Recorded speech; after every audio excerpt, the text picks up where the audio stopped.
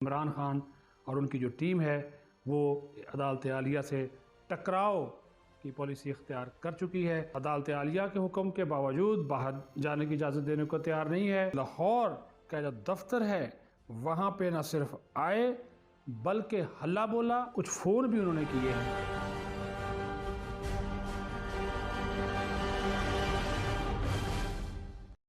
بسم اللہ الرحمن الرحیم۔ السلام علیکم۔ Views with news to you کے ساتھ میں ہوں صدیق ساجد۔ ایک اہم ترین اور بریکنگ خبر آپ کو یہ ساتھ شیئر کر رہا ہوں۔ ایک تو یہ کہ مسلم لیگ نون کے جو صدر ہیں اور قائد حزب اختلاف ہیں شہباز شریف، ان کو بیرون ملک جانے کی اجازت دینے سے متعلق جو لاہور ہائی کورٹ کا فیصلہ آیا ہے اس کو حکومت قطعی ماننے کو تیار نہیں ہے، اور حکومت نے واضح طور پر ایک موقف اختیار کیا، ایک لائن لی اور عدالت عالیہ کے ساتھ ٹکراؤ کی پالیسی بھی اختیار کر لی ہے۔ اسی وجہ سے عدالتی احکامات کے باوجود شہباز شریف کو آج لندن نہیں جانے دیا گیا۔ اور پھر جو میں اب آپ کے ساتھ معلومات شیئر کرنے جا رہا ہوں وہ بہت اہم ہے، کیونکہ اس وقت جب کہ میں آپ سے محو گفتگو ہوں، ایک قانونی ٹیم عطا تارڑ، اعظم نذیر تارڑ، امجد پرویز، قائد حزب اختلاف شہباز شریف کے پاس موجود ہیں، مشاورت ہو رہی ہے، اور یہ جو ایف آئی اے کا اقدام ہے اس کو توہین عدالت سمجھتے ہوئے، گردانتے ہوئے ایک درخواست لاہور ہائی کورٹ میں دائر کرنے کا فیصلہ جو ہے وہ کیا جا رہا ہے، اور اس کے تمام قانونی پہلوؤں کا جائزہ لیا جا رہا ہے۔ دوسری طرف ایف آئی اے بھی خاموش نہیں ہے۔ انہوں نے سی سی پی او لاہور کو ایک درخواست دی ہے، یہ بڑا اہم ہے۔ اس درخواست کی یہ کاپی آپ سکرین پہ دیکھ رہے ہیں، جس میں بہت بڑا الزام لگایا گیا ہے۔ یہ آج کا واقعہ ہے، اور یہ کہا گیا ہے کہ تقریباً کوئی 2:30 بجے کے قریب مریم اورنگزیب، عطا اللہ تارڑ، غزالی بٹ، میاں مرغوب احمد اور 10 سے 12 نامعلوم افراد ایف آئی اے کے لاہور کا جو دفتر ہے وہاں پہ نہ صرف آئے بلکہ ہلا بولا، ریڈ کیا، اور یہ دفتر جو حمید نظامی روڈ پر واقع ہے وہاں پر جو پولیس اہلکار تعینات تھے ان کے ساتھ بھی ان کی منہ ماری ہوئی۔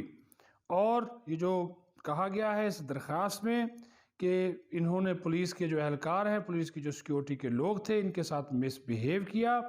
اور ساتھ ہی ساتھ انہوں نے ایسی الفاظ استعمال کیے جو کہ قطعی غیر قانونی تھے۔ اور جب ان کو بتایا گیا کہ کرونا وبا کی وجہ سے دفاتر 8 سے 16 مئی تک بند ہیں کیونکہ این سی او سی کا فیصلہ ہے، لیکن اس کی بھی دھجیاں ان لوگوں نے بکھیری، نہ صرف انکار کیا اس پریمیسز کو چھوڑنے سے بلکہ ان گائیڈ لائنز کی بھی پابندی نہیں کی جو این سی او سی کی ہیں، بلکہ اس کی وائلیشن کی، سوشل ڈسٹنس کا خیال نہیں رکھا، ماسک بھی بعض لوگوں نے نہیں پہنے ہوئے تھے، جس پر جو ہے یہ جو ابھی درخواست دی گئی ہے بھی میں آپ کو بتا دوں کہ جو یہاں کے جو لوگ تھے، یہ عمران خلیل اسسٹنٹ ڈائریکٹر ہیں ایڈمن کے، انہوں نے کہا جب وہ موقع پر پہنچے اور پولیس کو بلایا گیا تو اس کے بعد یہ لوگ وہاں سے چلے گئے۔ ایک تو اس کی حفاظت جو بلڈنگ ہے ایف آئی اے کی اس کے اوپر پولیس اب تعینات کر دی گئی ہے، دوسرا اس کے انہوں نے ایک مطالبہ کیا ہے کہ جو بھی ذمہ داران ہیں ان کے خلاف جو ہے وہ قانونی جو کارروائی کی جائے، کیونکہ ان کو خدشہ ہے کہ ایف آئی اے کے آفس سے کسی قسم کا کوئی ریکارڈ جو ہے وہ حاصل نہ کر لیا گیا ہو۔ تو یہ جو چیزیں اب چل رہی ہے ایک واضح طور پر ایک ٹکراؤ کی جو پالیسی ہے وہ نظر آ رہی ہے، اور حکومت شہباز شریف کو عدالت عالیہ کے حکم کے باوجود باہر جانے کی اجازت دینے کو تیار نہیں ہے، اور شہباز شریف ناراض اس وجہ سے ہیں کہ جن لوگوں نے یہ معاملہ طے کرایا تھا ان کی بات کیوں نہیں مانی گئی، غصے میں ہیں، کچھ فون بھی انہوں نے کیے ہیں، ملاقاتیں تو ادھر کی تھی آ کر سفارتکاروں سے، ان سفارتکاروں کے نمائندوں سے بھی بات ہوئی ہے، اور جن لوگوں نے ان کو باہر جانے کی یقین دہانی کروائی تھی ان سے بھی ملے ہیں، ان سے بھی رابطے کیے ہیں، گلے شکوے کیے ہیں کہ آپ تو کہہ رہے تھے کہ میں پھر کر کے اڑ جاؤں گا، لیکن یہ میری جو پھر ہے یہ پھر میں بدل گئی ہے، اب یہ پھر کب آئے گی اس کے بارے میں کچھ نہیں کہا جا سکتا، لیکن جو ڈیولپمنٹس ہو رہی ہیں وہ اب سے تھوڑی دیر بعد صورتحال میں مزید تبدیلیاں، ایک دو دن میں اور بھی صورتحال واضح ہو جائے گی، لیکن یہ ٹکراؤ جو ہے یہ موجود ہے۔ یہ ڈیل تھی یا ڈیل تھی، شہباز شریف بہرحال باہر نہیں جا سکے، اور عمران خان اور ان کی جو ٹیم ہے وہ عدالت عالیہ سے ٹکراؤ کی پالیسی اختیار کر چکی ہے۔ اب عدالت عالیہ لاہور اپنے ہی فیصلے پر عمل درآمد کس طرح کرواتی ہے، یہ بھی آنے والے دنوں میں ایک اہم سوال ہوگا۔ اپنا خیال رکھیں اور نیوز ٹو یو دیکھتے رہیں، سبسکرائب کریں، شیئر کریں اور لائک کریں۔ بہت شکریہ۔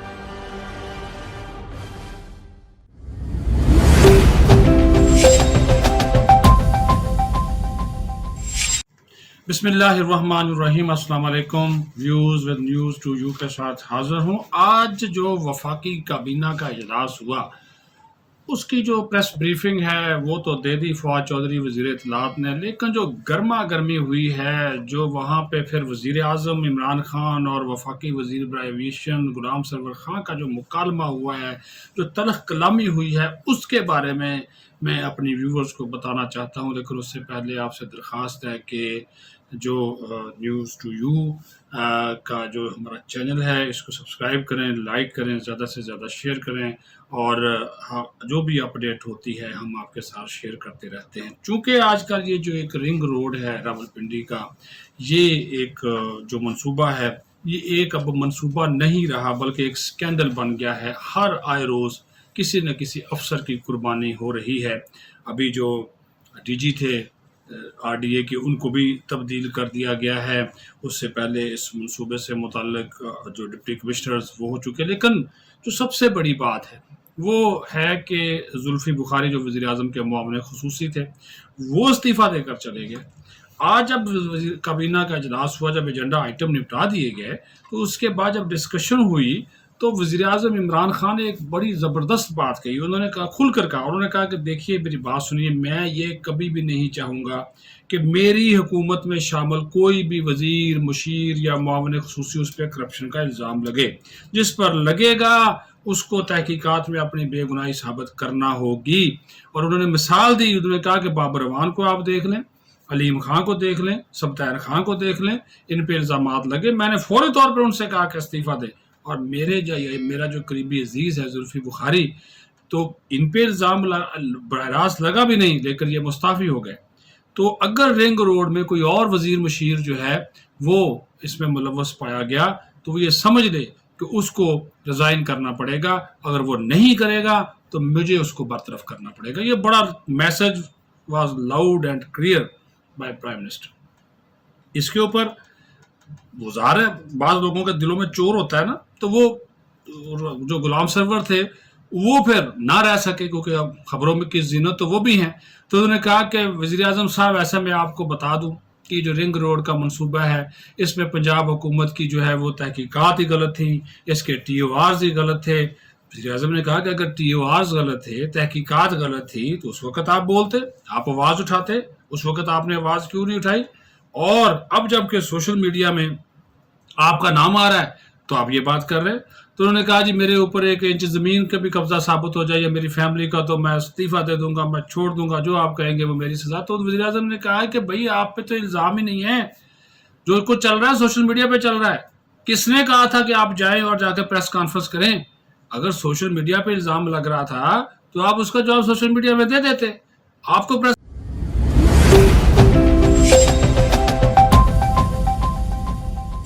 بسم اللہ الرحمن الرحیم۔ السلام علیکم۔ Views with news to you کے ساتھ حاضر ہوں۔ بڑی خبر، بڑی ڈیولپمنٹ، اور اب آپ کو آنے والے دنوں میں ویورز بہت ہی چوکنا رہنا ہوگا، محتاط رہنا ہوگا، کیونکہ صورتحال اب لمحہ بہ لمحہ بدل رہی ہے۔ ایک تو جہانگیر ترین گروپ، شیخ رشید کا جانا۔ شیخ رشید گئے نہیں ہیں لاہور، شیخ رشید لاہور بھیجے گئے ہیں۔ کس نے بھیجے ہیں؟ کن سے ملاقاتیں ہوئی ہیں؟ اور پھر اس کے بعد چودھری نثار علی خان کا 2.5-3 سال بعد پنجاب اسمبلی کی رکنیت کا حلف اٹھانے کا فیصلہ، اس کے پیچھے کیا کہانی ہے؟ تو صرف 4-5 منٹ آپ کے لوں گا۔ درخواست آپ سے بس یہی ہے کہ نیوز ٹو یو کو سبسکرائب کریں، شیئر کریں، لائک کریں، کومنٹس بھی دیں، اپنے رائے کا بھی لازمی اظہار کریں تاکہ ہم بہتر سے بہتری کی طرف جو ہے وہ جا سکیں۔ شیخ رشید وزیر داخلہ کو وزیر اعظم عمران خان نے ٹاسک دیا کہ بھائی جان آپ تشریف لے جائیں، لاہور جائیں، عثمان بزدار سے ملیں اور ساتھ ہی جہانگیر ترین کے گروپ کے لوگوں سے بھی ملیں۔ یہ جو انہوں نے کہا ہے کہ ان کے جو گروپ 32 MPAs اور 8 MNAs کا بنا ہے، اور جہانگیر ترین کا یہ کہنا کہ پنجاب حکومت انتقامی کارروائیاں کر رہی ہے، پرچے ہو رہے ہیں،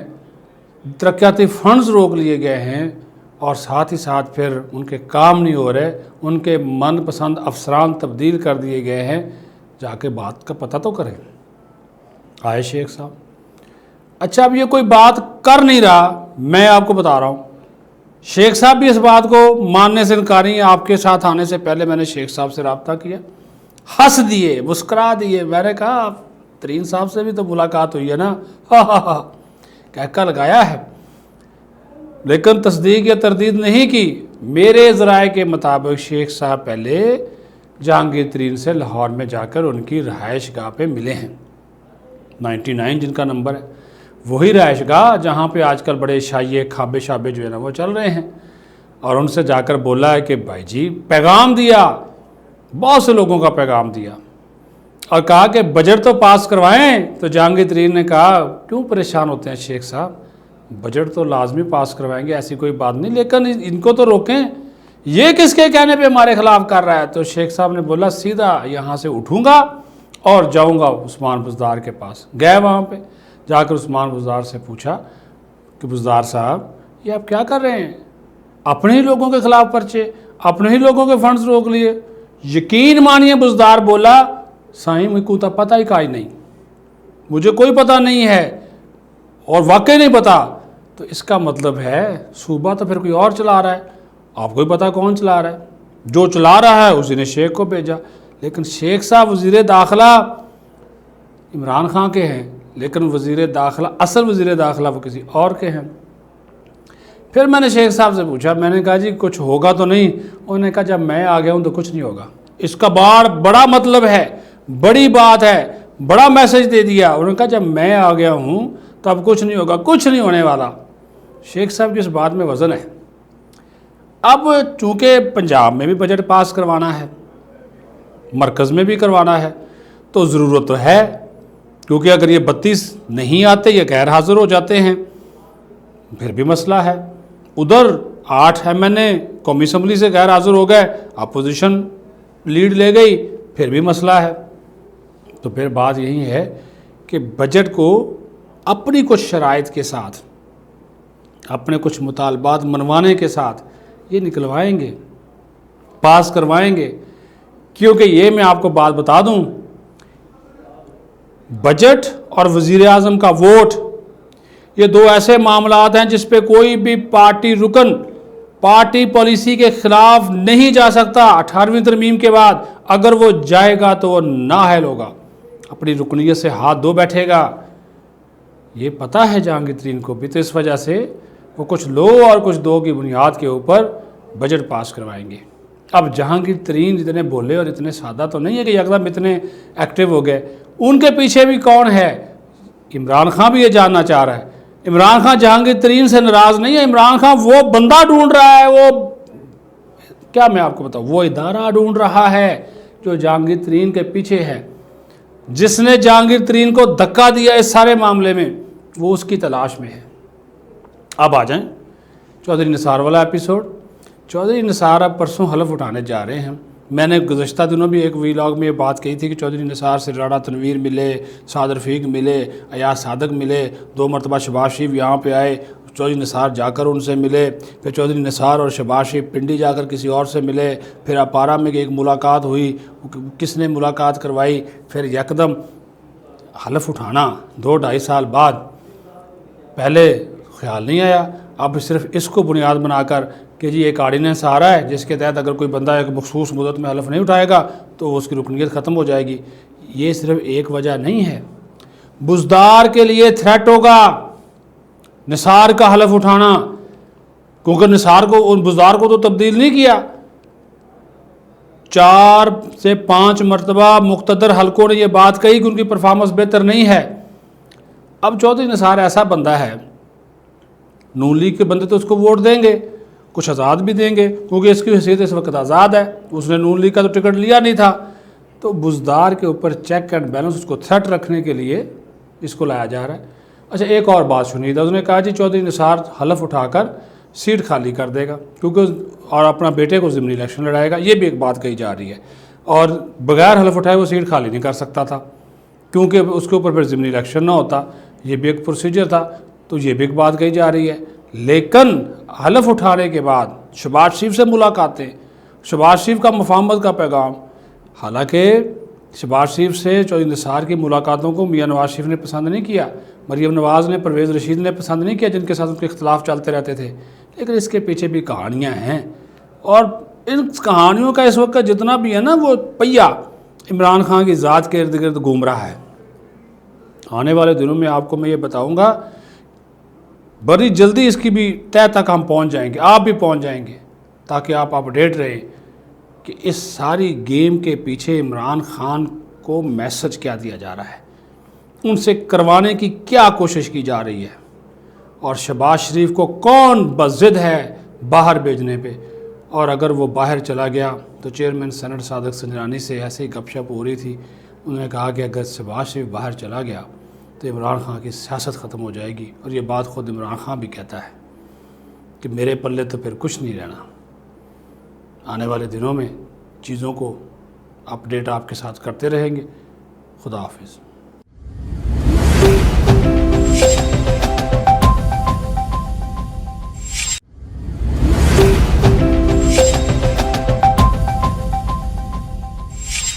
بسم اللہ الرحمن الرحیم۔ السلام علیکم۔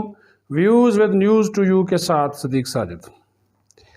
سابق وزیر داخلہ چودھری نثار علی خان آخرکار کل حلف اٹھانے جا رہے ہیں پنجاب اسمبلی کا،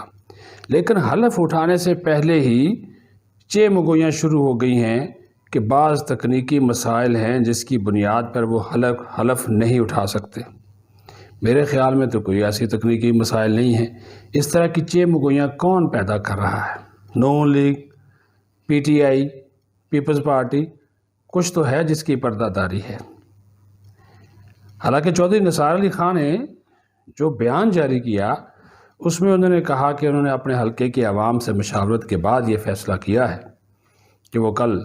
بطور ایم پی اے حلف اٹھائیں گے اور کسی قسم کا کوئی ٹی اے ڈی اے تنخواہ مراد پریولیجز وغیرہ وہ نہیں لیں گے، اور یہ بھی کہا کہ یہ عجیب منطق ہے کہ میں پہلے اوت اٹھاؤں پھر استعفیٰ دے دوں اور اس کے بعد ضمنی انتخاب ہو، تو میں اپنے جو حلقے کے لوگ ہیں ان کو امتحان میں نہیں ڈالنا چاہتا، اجتماع اور باقی جو چیزیں وہ کرونا کی وجہ سے نہیں کرنا چاہتا۔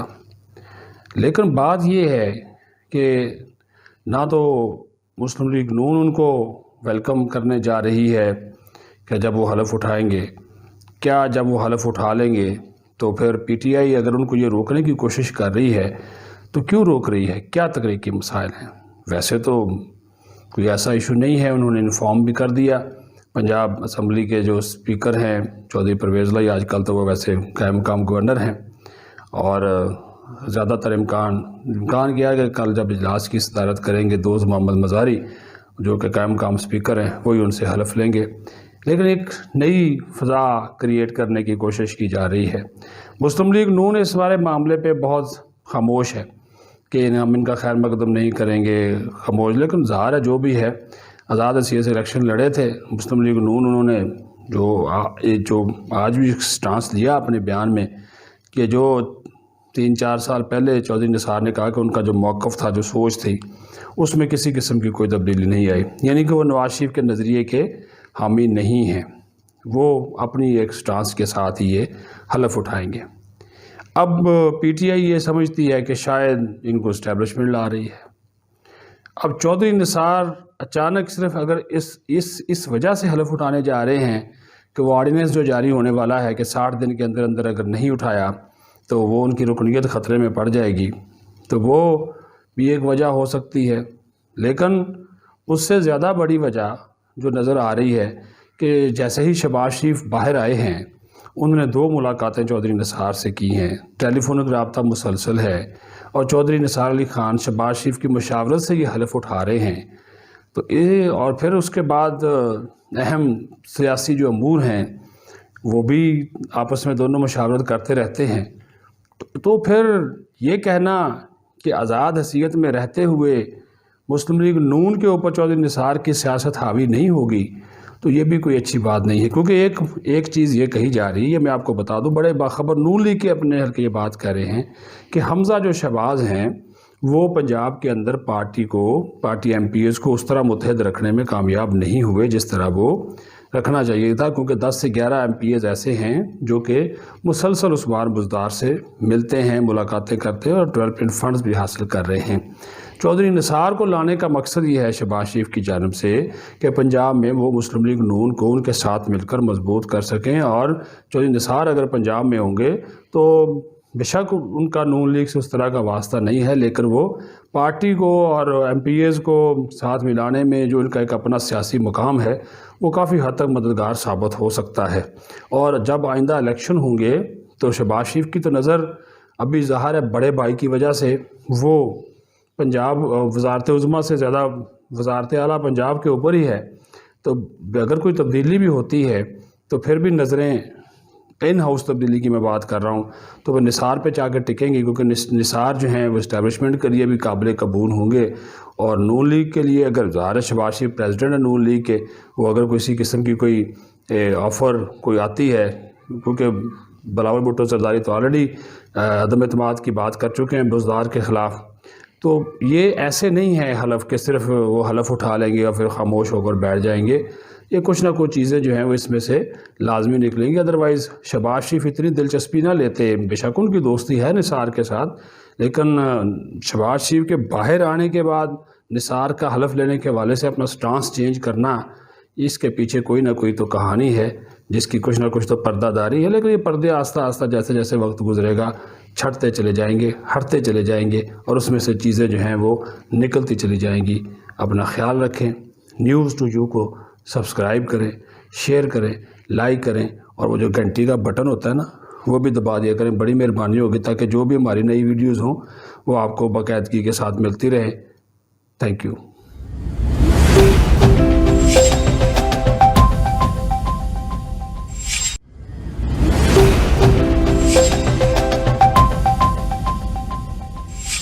بسم اللہ الرحمن الرحیم۔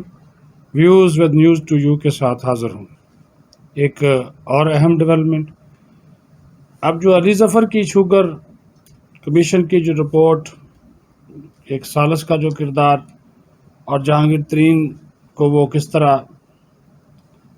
اس سارے معاملے میں کہاں دیکھتے ہیں، ان کا جو کردار ہے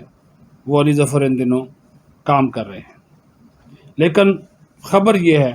کہ ان کی راہ میں نہ صرف روڑے اٹکائے جا رہے ہیں بلکہ ان کے اوپر دباؤ ڈالا جا رہا ہے کہ وہ ایک مرضی کی رپورٹ بنائیں۔ جو وزیر اعظم ہاؤس کے ذرائع ہیں جن سے ہماری بات ہوئی، اس سارے معاملے میں جو جہانگیر ترین کا ایک مخالف گروپ ہے جس کے سربراہ وزیر اعظم کے جو سیکرٹری ہیں اعظم خان ہیں، اور اس گروپ میں جو شہزاد اکبر ہیں وہ بھی شامل ہیں، جو ابتدائی رپورٹ زبانی طور پر جو شیئر کی اب تک علی ظفر نے اور وزیر اعظم کے ساتھ شیئر کی گئی، اس میں بھی یہ اعظم خان، شہزاد اکبر اور یہ جو اٹارنی جنرل ہیں خالد جاوید خان، یہ بھی موجود تھے۔ اس میں جو ذرائع کا یہ کہنا ہے کہ اس اجلاس میں علی ظفر یہ بات بتائی کہ جو 3 FIRs آپ نے کاٹی ہیں شوگر مافیا کے حوالے سے یا شوگر سکینڈل میں، اس میں اگر FIA کی جو اب تک کی تحقیقات ہیں، ایک تو انہوں نے کہا کہ وہ شفاف نہیں ہے، دوسرا جہانگیر ترین کی یہ بات ٹھیک ہے کہ تینوں FIRs میں چینی کی سمگلنگ کے حوالے سے یا چینی مافیاز کا حصہ ہونے کے حوالے سے ان کے اوپر کوئی الزامات نہیں ہیں، تو لہٰذا بادی النظر میں انہوں نے کہا کہ جو جہانگیر ترین کا کے خلاف جو کیس ہے وہ کمزور ہے، مضبوط نہیں ہے۔ ایف آئی اے جن بنیادوں پر کیس کی تحقیقات کر رہی ہے اس سے ان کو نہیں لگتا بطور وکیل کہ ان کو کچھ زیادہ چیزیں مل سکیں گی، کیونکہ جو تفتیش کا جو رخ ہے وہ چینی کی بجائے منی لانڈرنگ، ایک اکاؤنٹ سے پیسوں کی ٹرانسفر دوسرے اکاؤنٹس میں ہونا، اور وہ بھی ان کی فیملی کے اکاؤنٹس میں ہونا، اس کو نہیں کہا جا سکتا کہ یہ منی لانڈرنگ کے ذریعے ہوا ہے۔ ایک بیٹا اپنے باپ کے اکاؤنٹ میں پیسے ٹرانسفر کرتا ہے یا بیٹی کے ٹرانسفر اکاؤنٹ میں کرتا ہے تو اس کو کیسے ثابت کیا جائے گا کہ اس نے منی لانڈرنگ کی ہے؟ تو لہٰذا جہانگیر ترین کے خلاف جو اس وقت تک جو انویسٹیگیشن ایف آئی اے نے کی ہے اس کی جو الائنمنٹ تھی، اس کا جو ایک مینڈیٹ تھا، وہ اس سے ہٹے ہیں۔ تو نہیں لگتا کہ اب تک کی جو ان کی انویسٹیگیشن ہے اس میں جہانگیر ترین جو ہے وہ مجرم قرار پائیں۔ اچھا، اس میں وزیر اعظم سنتے تو رہے، لیکن جو اس میں بنایا گیا ایک طرح کا سالس، جب خالد جوید بھی موجود تھے اٹارنی جنرل، انہوں نے شہزاد اکبر سے بولا کہ ہاں جی آپ بات کریں کہ ایف آئی اے سارے معاملے میں کیا کہتی ہے۔ تو جو شہزاد اکبر تھے انہوں نے کہا کہ میرے پاس اپنے دفاع میں کہنے کے لیے بہت کچھ ہے، وہ علی ظفر کا احترام کرتے ہیں، لیکن ہمارے پاس جو شواہد ہیں، جو ڈاکومنٹ ہیں، جو دستاویزات ہیں، اس کی روشنی میں ہم نے یہ کیس بنایا ہے۔ جس پر پھر انہوں نے یہ بات کہی علی ظفر نے کہ جو ڈاکومنٹ، جو ریکارڈ مجھے دکھایا گیا ہے اس میں تو جہانگیر ترین کے جتنے بھی کاروباری معاملات ہیں وہ سارے کے سارے جو ہے وہ ہمیں شفاف نظر آتے ہیں۔ تو ہم ان کو اگر آپ جو یہاں سے مداخلت ہو رہی ہے، پھر جو واٹس ایپ میسیجز ہیں جو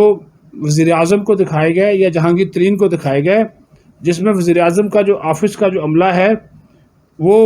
اس کو کہا جا رہا ہے، بعض میڈیا کے لوگوں کو کہا جا رہا ہے کہ یہ میسیجز آپ نے ذرائع سے چلانے ہیں، تو وہ بھی ایک بنیاد اور وجہ بنے گی۔ تو ایک رپورٹ آنے سے پہلے اب مجھے لگ یہ رہا ہے کہ ہو سکتا ہے کہ حکومت اس رپورٹ کو اوپن نہ کرے، کیونکہ علی ظفر یہ بات کہہ رہے ہیں کہ اس میں جو حکومتی ادارے اور سرکار کی جو ایجنسیاں جن کو اس سارے معاملے استعمال کیا جا رہا ہے وہ جہانگیر ترین سے ناانصافی کر رہی ہیں، دباؤ ڈالا جا رہا ہے۔ تو اس کا مطلب ہے جو جہانگیر ترین کے جو الزامات تھے وہ ٹھیک تھے کہ ادارے اثر انداز ہو رہے ہیں اس تفتیش کے اوپر۔ تو اس ساری صورتحال میں ایک وزیر اعظم عمران خان کو جو کہ کہتے ہیں کہ وہ ناانصافی نہیں ہونے دیں گے، ایک بولڈ جو ہے وہ سٹیپ لینا پڑے گا، کیونکہ اسی اجلاس میں جس میں وقفان حال موجود تھے ان کا یہ دعویٰ ہے کہ عمران خان نے خود یہ بات کہی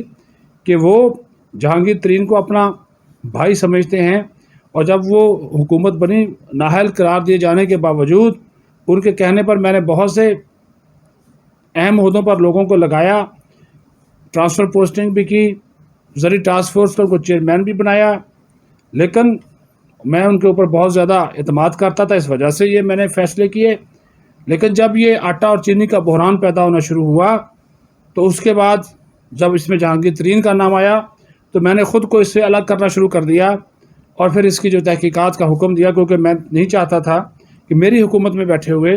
میرا جو قریبی ساتھی ہے وہ سارے معاملے میں ملوث نکلے۔ اور اب بھی میں یہ چاہتا ہوں کہ شفاف تحقیقات ہوں تاکہ جہانگیر ترین کے جو نام آ رہا ہے وہ اس میں کلیئر ہوں، اگر کلیئر نہیں ہوتے، ذمہ دار ہیں، تو پھر ان کے خلاف کارروائی ہو۔ تو اب علی ظفر صاحب کی جو انہوں نے زبانی اپنی ابتدائی رپورٹ دی ہے اس کے بعد تو یہ نظر آتا ہے، کیونکہ اس رپورٹ میں خالد جوید اٹارنی جنرل جو ہیں اور شہزاد اکبر اور اعظم خان ایک طرف کھڑے ہیں، علی ظفر اکیلے ہیں،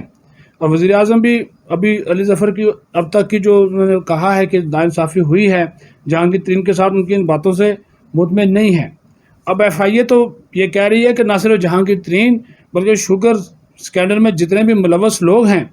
اگر ان کی گرفتاری کی ہمیں اجازت دے دی جائے تو پھر جو ہے وہ 2 ہفتوں میں ہم یہ معاملہ حل کر سکتے ہیں۔ اس کے اوپر وزیر اعظم آمادہ نہیں ہیں،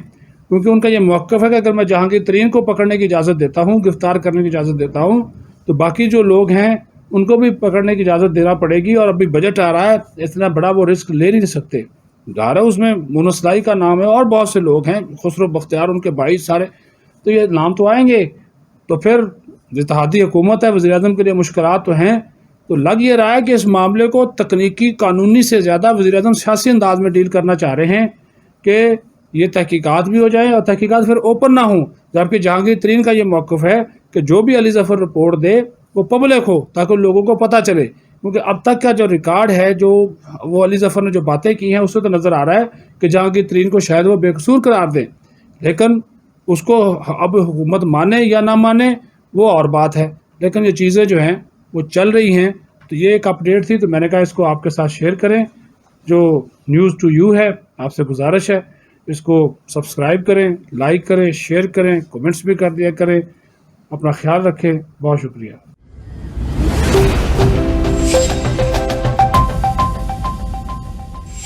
اسٹیبلشمنٹ کا اور حکومت کا جو سیم پیج تھا وہ اس بار پھٹ گیا ہے۔ وزیر اعظم صاحب کی ایک شخصیت سے بڑی خفیہ ملاقات ہوئی ہے۔ جہانگیر ترین گروپ ہے وہ ملاقات کر رہا ہے، اس نے کی وزیر اعظم صاحب سے بیوروکریسی کے ساتھ جو حکومت کی ٹکراؤ کی پالیسی ہے اس کے کیا نتائج نکل رہے ہیں، ماضی میں کیا نکلتے رہے ہیں، اب کیا نکل رہے ہیں اور آگے کیا نکلنے والے ہیں۔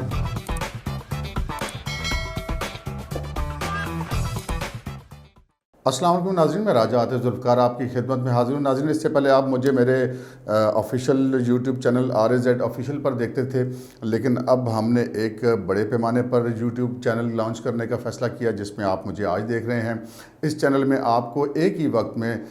انفارمیشن بھی ملے گی، پولیٹیکل ولاگز بھی ملیں گے، آپ کو کرائم سٹوریز بھی ملیں گی، ڈاکومنٹریز بھی ملیں گی،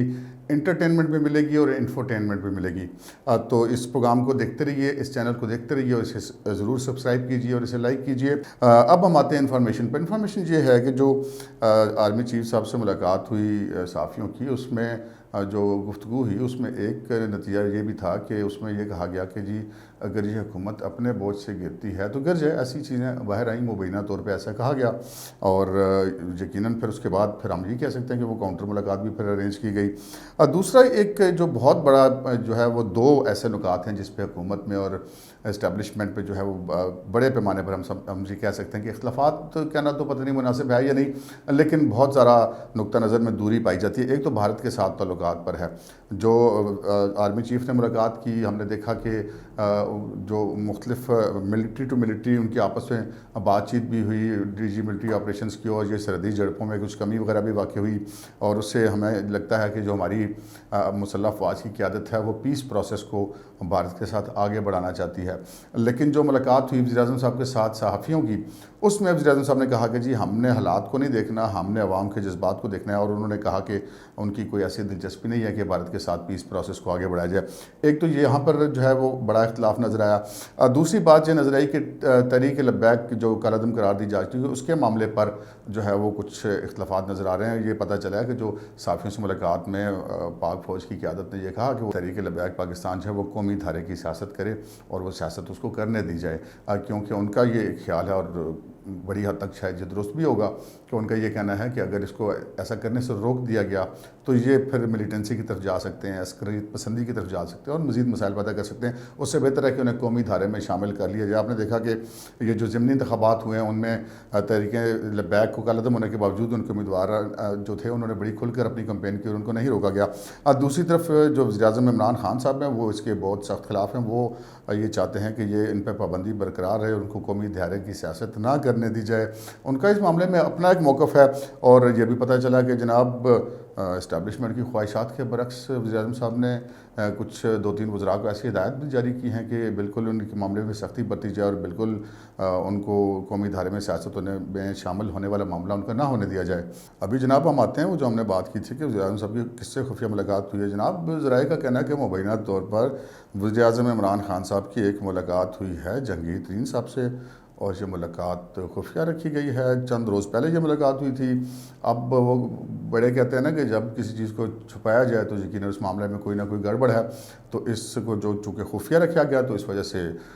اس کو ہم کہہ سکتے ہیں کہ وہ معاملات مشکوک ہیں۔ لیکن ذرائع کا کہنا ہے کہ اس ملاقات میں ایک تیسری شخصیت بھی موجود تھی۔ اس ملاقات میں بہت سارے معاملات طے ہوئے، گلے شکوے بھی ہوئے۔ وزیر اعظم صاحب کا یہ کہنا تھا اس ملاقات میں مبینہ طور پہ کہ اگر جہانگیر ترین صاحب چاہتے تو وہ چینی کے معاملات کو کنٹرول کرنے کے لیے اپنا کردار اس ملاقات اس ملاقات میں وزیر اعظم صاحب کے بارے میں کہا گیا کہ مبینہ طور پہ انہوں نے جہانگیر ترین صاحب سے یہ گلہ کیا کہ اگر جہانگیر ترین صاحب چاہتے تو چینی کے معاملے میں اپنا پازیٹیو کردار ادا کر سکتے تھے، جو کہ انہوں نے نہیں کیا، جبکہ جہانگیر ترین صاحب کا مبینہ طور پہ موقف یہ تھا کہ اگرچہ کہ ٹھیک ہے چینی کے معاملات میں میجر شیئر ان کی شوگر ملز کا ہے، لیکن وہ بہرحال اس معاملے میں مکمل خود مختار نہیں ہے اور وہ کنٹرول نہیں کر سکتے چینی کی قیمتوں کو۔ بہرحال دیگر معاملات پہ بات ہوئی، اور یہ جناب واقفان حال کا کہنا ہے کہ یہ جو نگران ایڈیشنل ڈی جی اوپر بٹھائے گئے ڈاکٹر رضوان، جو ایف آئی اے کے افسر تفتیش کرتے جہانگیر ترین صاحب کے مقدمات کی، وہ بنیادی طور پہ اس ملاقات کا نتیجہ ہے۔ اگرچہ کہ اب یہ کہا جا رہا ہے کہ یہ ملاقات جو ہوئی ہے وہ شاید اس ملاقات جو ہونی ہے آگے، بلکہ اب یہ کہا جا رہا ہے کہ یہ جو ملاقات ہوئی ہے اراکین اسمبلی کی، اس سے پہلے پیش بندی کے طور پر ایک گڈ جسٹر کے طور پہ یہ سٹیپ لیا گیا، لیکن اصل بات یہ ہے کہ وہ کسی گڈ جسٹر کے لیے سٹیپ نہیں لیا گیا، بلکہ وہ سٹیپ جو ہے وہ اس ملاقات کے بعد لیا گیا کہ ایڈیشنل ڈی جی جو ہیں وہ ابو بکر فدا بخش جو ہیں وہ ان کو غالباً ابو بکر خدا بخش ان کا نام ہے، ان کو جو ہے وہ ایڈیشنل ڈی جی ایف آئی اے ان کو نگران بنایا گیا ان کی تفتیشوں کا، جو کہ اب یقیناً ایک قانونی پروسیس کے تحت لے کے چلیں گے، اور شاید جہانگیر ترین صاحب کو یہاں سے ریلیف ملے۔ اب یہاں پہ یہ سوال یہ پیدا ہوتا ہے کہ جہانگیر ترین صاحب کو یہ ریلیف کیوں چاہیے تھا؟ ایک تو جہانگیر ترین صاحب کا یہ جو گروپ بنانے کا مقصد تھا وہ یہ یقیناً اس پوزیشن میں تھے کہ اگر ان کو مسلم لیگ نون سپورٹ کرتی ہے یا وہ اپنی سپورٹ مسلم لیگ نون کو دے دیتے تو وہ پنجاب میں بھی اور وفاق میں بھی حکومت کو فارغ کر سکتے ہیں، لیکن نواز شریف صاحب نے، مریم صاحبہ نے اور دیگر جو مسلم لیگ نون کی قیادت ہے اس نے دلچسپی کا اظہار نہیں کیا ان ہاؤس چینج کے لیے۔ ان کا یہ کہنا کہ ہم نئے الیکشن میں جائیں گے، ہم کسی ان ہاؤس چینج کا حصہ نہیں بن سکیں گے۔ تو یہ فیکٹ ہے کہ وفاق ہو یا پنجاب ہو، in house change Muslim League Noon کے بغیر نہیں آ سکتا۔ تو جہانگیر ترین کا جو گروپ بنانے کا والا معاملہ تھا شاید وہ اس طرح کے دباؤ نہ ڈال پاتے، لیکن اس حد تک ان کا ضرور پیش رہا تھا کہ اگر وہ حکومت سے اپوزیشن بینچوں میں جا کے بیٹھ جاتے، چاہے نون لیگ ان کو سپورٹ کرتی یا نہ کرتی، تو حکومت اپنی اکثریت کھو دیتی۔ یہ دونوں فریقوں کی مجبوری تھی، اس مجبوری نے ان دونوں فریقوں کو اکٹھا بھی کیا۔ اب اس میں رکاوٹیں کیا ہیں؟ بہت سارے جو عناصر ہیں جو جہانگیر ترین صاحب کے خلاف ہیں۔ اب یہ کہا جاتا ہے کہ جی اعظم خان صاحب جو پرنسپل سیکرٹری ہیں وزیر اعظم صاحب کے، ان کے ساتھ بھی ان کے معاملات ٹھیک نہیں تھے مبینہ طور پہ۔ پھر یہ جو شہزاد اکبر مرزا صاحب ہیں ان کے ساتھ بھی معاملات ٹھیک نہیں ہیں، جو جناب شاہ محمود قریشی صاحب ہیں ان کے ساتھ بھی سارے معاملات پتری ہیں۔ اور پھر جہانگیر ترین صاحب کو یہ بھی گلا ہے کہ وہ لوگ جو بظاہر ان کے خلاف نہیں تھے، جب وہ پارٹی سے سائڈ پہ ہو گئے تو پھر ان لوگوں نے بھی ان کے کمر میں چھرے گھونپے۔ خیر یہ ان کی آپس کی پارٹی کا معاملہ ہے، لیکن جو ملاقات ہوئی تھی جہانگیر ترین گروپ کے اراکین اسمبلی کی، یہ بنیادی طور پہ ایک آئی واش تھا۔ فیصلے پہلے ہو چکے تھے ترین صاحب کے وزیر اعظم صاحب کی ملاقات میں، اور یہ ایک آئی واش تھا کہ جی ہم یہ ملاقات ہوئی تو اس میں یہ چیزیں طے ہوئی ہیں، جبکہ یہ طے پہلے سے ہو چکی تھی۔ اب ہم بات کرتے ہیں کہ جناب یہ بیوروکریسی والا معاملہ آپ نے دیکھا، فردوس عاشق اعوان صاحبہ نے جو کچھ بھی معاملہ ہوا سونیا صدف اسسٹنٹ کمشنر کے ساتھ، اس میں چیف سیکرٹری پنجاب نے بھی سٹینڈ لیا۔ اس سے پہلے ہم نے دیکھا کہ وہ جو ڈی پی او پاک پتن تھے ان والا معاملہ ہوا۔ اس سے پہلے بھی ہم نے دیکھا کہ بہت جگہ پہ بیوروکریسی کے اور ان کے درمیان معاملات ایسے چلتے رہے۔ جب ہم نے اپنے سورسز سے پوچھا کہ یہ اصل میں معاملہ کیا ہے، تو ہمیں یہ پتہ چلا کہ جو بیوروکریسی کے ساتھ حکومت کے تعلقات ہوتے ہیں اس میں بہت زیادہ بڑا کردار principal secretary to prime minister کا ہوتا ہے، اور وہ اعظم خان صاحب کے معاملات کو اتنے اچھے نہیں ہیں۔ وہ ایک پل کا کردار ادا کرتے ہیں حکومت اور بیوروکریسی کے دوران، اور وہ شاید اس طرح ٹھیک نہیں کر پا رہے، جس کو سے بیوروکریسی سائڈ پہ بیٹھ گئی۔ پھر جو وزیر اعظم کے سابق وزیر اعظم کے پرنسپل سیکرٹری تھے فواد حسن فواد، ان کے ساتھ جو ہوا وہ جیلوں میں رہے، پھر باہر آئے۔ پھر جو احد چیمہ تھے وہ جیلوں میں رہے، باہر آئے، تو اس سے ایک بیوروکریسی کا مورال ڈاؤن ہو گیا۔ پھر اس طرح کے معاملات ہو گئے تو بیوروکریسی اب جو ہے وہ ہم یہ کہہ سکتے ہیں کہ مکمل طور پر ایک طرف ہو چکی ہے، اور وہ بس ایک وقت گزارنے کی پالیسی اختیار کری ہے۔ اور حکومت جو پہلے ہی بہت ساری ناکامیوں کی شکار ہے، جب بیوروکریسی نے بھی اپنا فنکشن بالکل چھوڑ دیا ہے، تو حکومت کے لیے بہرحال یہ کوئی اچھا سائن نہیں ہے۔ پہلے بھی حکومت کو سامنے جو ہے وہ آئندہ آنے والے عام انتخابات جو ہیں وہ ایک ڈراؤنا خواب دکھائی دے رہے ہیں۔ اس کے ٹریلر جو ہے آپ نے دیکھا کہ ضمنی انتخابات میں چلا، چاہے وہ ڈسکا ہو، چاہے وہ کراچی ہو، چاہے وہ کسی بھی نوشہرہ ہو، چاہے وہ خوشاب ہو، کہیں پہ بھی ہو، تو وہ بہرحال ایک چیز نظر آ گئی۔ اب حکومت جو ہے وہ ہاتھ پاؤں مارنے کی کوشش کر رہی ہے، کچھ ایسے پروجیکٹس وغیرہ، کچھ ایسی چیزیں کہ وہ یہ ایسا کوئی جسچر دینے کی کوشش کر رہے ہیں وزیر اعظم صاحب کہ جناب ہم تو بڑے عوام کے کوئی ہمدرد ہیں، تو وہ کوئی مدعا کوئی بیوروکریسی پر ڈال، کوئی اسٹیبلشمنٹ پہ ڈال، تو وہ پتلی گلی سے نکلنا چاہتے ہیں۔ لیکن اس دفعہ پتلی گلی سے نکلنے کی گنجائش شاید اب ان کے پاس نہیں ہے، کیونکہ وقت کم ہے اور مقابلہ سخت ہے۔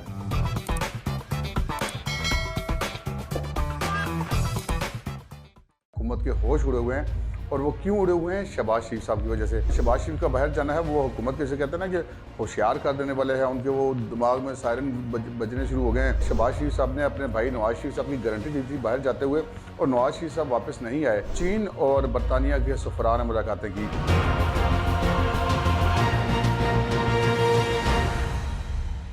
अस्सलाम वालेकुम नाज़रीन, मैं राजा आतिफ ज़ुल्फ़िकार आपकी खिदमत में हाज़िर। नाज़रीन, प्रोग्राम शुरू करने से पहले आपसे दरख्वास्त है कि अगर अभी तक आपने चैनल सब्सक्राइब नहीं किया तो प्लीज़ इसे सब्सक्राइब कर लीजिए और साथ ही बेल आइकॉन भी दबा दीजिए ताकि जो ही हमारा कोई नया प्रोग्राम अपलोड होता है तो उसका नोटिफिकेशन फौरी तौर पर आपको मिल सके। नाज़रीन, हुकूमत के तोते उड़े हुए हैं। हम कह सकते हैं कि हुकूमत के तोते उड़े हुए हैं, हुकूमत के होश उड़े हुए हैं। और वो क्यों उड़े हुए हैं? शहबाज शरीफ साहब की वजह से। शहबाज शरीफ साहब को न सिर्फ ये कि ज़मानत मिली बल्कि आज उनको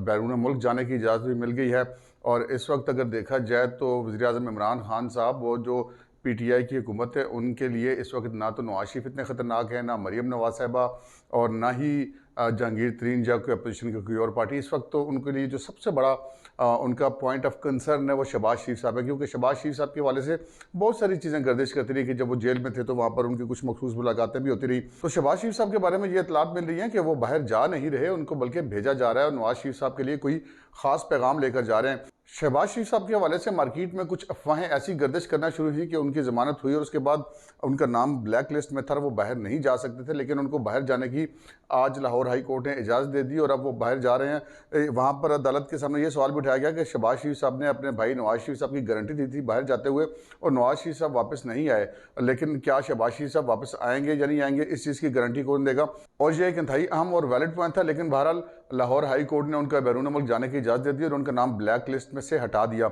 शहबाज शरीफ साहब का नाम ब्लैक लिस्ट में शामिल था, जो कि ECL से ज़्यादा है, एग्जिट कंट्रोल लिस्ट से ज़्यादा ख़तरनाक लिस्ट समझी जाती है, उसमें उनको डाला गया था। अगर हम ये बात करें कि जी उनका नाम था क्योंकि उनके खिलाफ एक मुकदमा है और वो बेल पर हैं, तो हुकूमती सफ़ों में भी ऐसे बहुत सारे लोग हैं जिनके खिलाफ मुकदमात हैं और वो बेल पर हैं। खुद हमारे वज़ीर-ए-आज़म साहब इमरान खान साहब के खिलाफ भी मुकदमात हैं और वो बेल पर हैं और उनके खिलाफ तो कोई ऐसा एग्जिट कंट्रोल लिस्ट में नाम नहीं है, ब्लैक लिस्ट में नाम नहीं है। ये वो दलाइल हैं जो कि दिए गए अदालत में, और बहरहाल अदालत ने उनको जाने की इजाज़त दे दी। तो इस वक्त जो कि हुकूमत जो है वो उनके लिए ज़्यादा परेशानी की बात जहांगीर तरीन भी नहीं है, क्योंकि जहांगीर तरीन के मामलात को, जैसा कि हमने अपने कल के प्रोग्राम में आपको बताया कि एक खुफिया मुलाकात के जरिए जनाब इमरान खान साहब तय कर चुके हैं। पीपल्स पार्टी उनको कोई नुकसान पहुँचाने की पोजीशन में नहीं है। वफाक में हो या पंजाब में हो, कोई भी तब्दीली आएगी तो वो मुस्लिम लीग नून की शमूलियत के बगैर मुमकिन नहीं है। ऐसी सूरत हाल में शहबाज शरीफ का बाहर जाना है, वो हुकूमत कैसे कहते हैं ना कि होशियार कर देने वाले हैं, उनके वो दिमाग में सायरन बजने शुरू हो गए हैं कि जनाब ये बाहर जा रहे हैं तो चक्कर क्या है। अब शहबाज शरीफ साहब जो हैं वो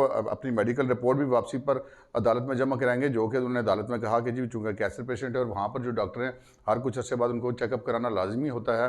तो इस वजह से उनका जाना ज़रूरी है और वो वापसी पर अपनी रिपोर्ट्स को लेकर आएंगे। लेकिन उसके बाद हुकूमत की परेशानी में मज़ीद तब इजाफा हुआ जब शहबाज शरीफ साहब से चीन और बरतानिया के सफ़रान ने मुलाकातें की। चीन एक इंतहाई अहम मुल्क है और वो जब शहबाज शरीफ साहब जेल में थे उस वक्त भी उनसे राब्ते में वो रहे और काफ़ी सारे मामलात उनके साथ चलते रहे। चीन की जो पसंदीदा लोगों की फहरिस्त है उसमें शहबाज शरीफ साहब सर फहरिस्त हैं। इसी तरह बरतानिया के सफ़ीर का उनसे मिलना भी इंतहाई मानी खेज़ है, क्योंकि बरतानिया में जहाँ नवाज शरीफ साहब मुकीम हैं, अब शहबाज शरीफ साहब भी वहाँ जा रहे हैं। उसके बारे में कहा जाता है कि जी वो उनको हुकूमत ने को नाकामी हुई उनको नवाज शरीफ साहब को लाने के लिए और शहबाज शरीफ वहाँ पर जा रहे हैं। और ऐसी सूरत हाल में बरतानिया के सफ़ीर से इनका मिलना भी जो है वो एक ख़तरे की जो है वो घंटी हुकूमत उसको अपने तस्वर कर रही है और वो अपने खासे घोड़े दौड़ा रही है कि मामला क्या है, क्योंकि नवाज शरीफ साहब और मरीम साहबा जो है वो इन हाउस चेंज के लिए इनकार कर चुके हैं और बाकी लोग इस पोजीशन में नहीं हैं। तो शहबाज शरीफ जो हैं उनको इस वक्त वज़ीर-ए-आज़म इमरान खान और उनकी हुकूमत जो है वो ज़्यादा ख़तरनाक आदमी तस्वर कर रही है अपनी हुकूमत के मुस्तकबिल के हवाले से। यूँ अब शहबाज शरीफ साहब अब किसी भी वक्त रवाना हो जाएंगे बरतानिया, और बरतानिया में रवाना होने के बाद वहाँ पर जाके वो क्या करते हैं, नवाज शरीफ साहब को किसी का पैगाम देते हैं ये नहीं देते, और वापस आते हैं ये नहीं आते हैं। माजी का रिकॉर्ड तो उनका ऐसा ही है कि वो कोरोना के बावजूद जब उनको इतला मिली कि कोरोना का लॉकडाउन हो रहा है, परवाज़ें बंद हो रही है, तो वो पिछले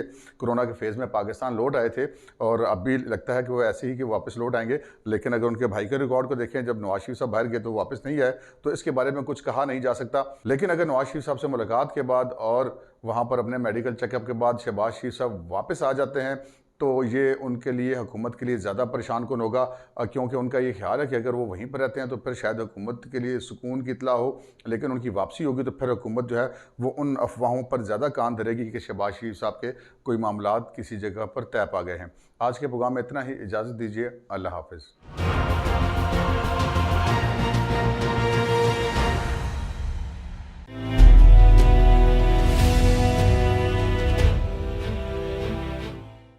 अस्सलाम वालेकुम नाज़रीन, मैं राजा आतिफ ज़ुल्फ़िकार आपकी खिदमत में हाज़िर। नाज़रीन, हुकूमत बबांग दहल टकराव के रास्ते पर चल निकली है और इदारों से उसका टकराव बाकायदा तौर पर सामने आ गया है। आपने देखा कि पहले इन्होंने इलेक्शन कमीशन पे जब मामला हुआ वो डस्का के इलेक्शन वाला, तो उसमें ना सिर्फ ये कि वज़ीर-ए-आज़म ने ख़ुद तकरीरें की इलेक्शन कमीशन के ख़िलाफ़, बल्कि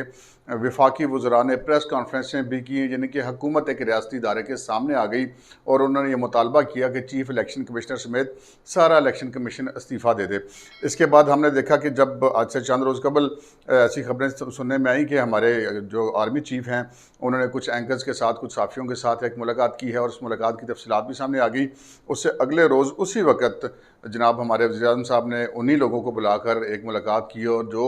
मौक़िफ़ आर्मी चीफ़ ने रखा था उनके सामने, उससे बिल्कुल मतज़ाद मौक़िफ़ इख्तियार किया हुकूमत की तरफ से। और अब जो ताज़ा मामला सामने आया है वो अदालत आलिया का है। शहबाज शरीफ साहब के मामले पर अदालत आलिया से रजू किया था शहबाज शरीफ ने कि जी मैं ज़मानत पर हूँ और मैंने अपना चेकअप के लिए बैरून मुल्क जाना है, तो मुझे वन टाइम बाहर जाने की इजाज़त दी जाए। तो अदालत आलिया ने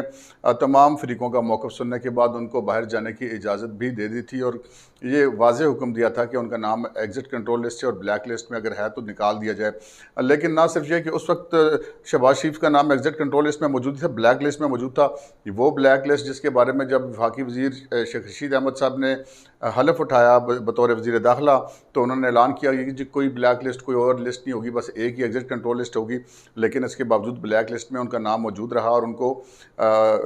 अदालत आलिया से रजू करना पड़ा। लेकिन इसके बावजूद शहबाज शरीफ का नाम ब्लैक लिस्ट में मौजूद रहा और उन्हें अदालत आलिया से रजू करना पड़ा। और अदालत आलिया ने जब ये हुक्म दिया कि नाम निकाल दिया जाए और उसके बाद जब शहबाज शरीफ बैरून मुल्क जाने के लिए एयरपोर्ट पहुँचे तो एक तीसरी लिस्ट जनरेट करके कह दिया गया कि जी ये उन दो लिस्टों में तो नहीं है, इस तीसरी लिस्ट में है जिसका अदालत के फ़ैसले में जिक्र नहीं है। यहाँ पर हुकूमत ने यह भी मौक़िफ़ इख्तियार किया कि जी छुट्टियों की वजह से अभी तक हमें अदालत का फ़ैसला मौसूल नहीं हुआ और चूँकि छुट्टियाँ हैं तो इस वजह से काम रुका हुआ है। लेकिन अब हुकूमत ने उन्हीं छुट्टियों के बावजूद एक ही दिन में 5 दफातर खुलवा कर उनका नाम एग्ज़िट कंट्रोल लिस्ट में डाल दिया है। मैंने अपने पिछले प्रोग्राम में आपसे अर्ज़ की थी कि हुकूमत अब एक बारीक गेम खेलना चाह रही है कि कल जब वो अदालत में कोई ऐसा मामला होगा तो वो ये मौक़िफ़ इख्तियार करेंगे कि चूँकि उस वक्त इनका नाम एग्ज़िट कंट्रोल लिस्ट में नहीं था तो वो अदालत का हुक्म इस पर लागू नहीं होता और एग्ज़िट कंट्रोल लिस्ट में नाम तो उन्होंने बाद में डाला है। इस सिलसिले में जनाब नायब लाहौर ने एक लेटर लिखा नायब हेडक्वार्टर्स को, वो भी हमने आपको खबर दी थी और उन्होंने कहा कि जिनका नाम ECL में डाला जाए। उसके बाद कुछ वक्त कोई नादीदा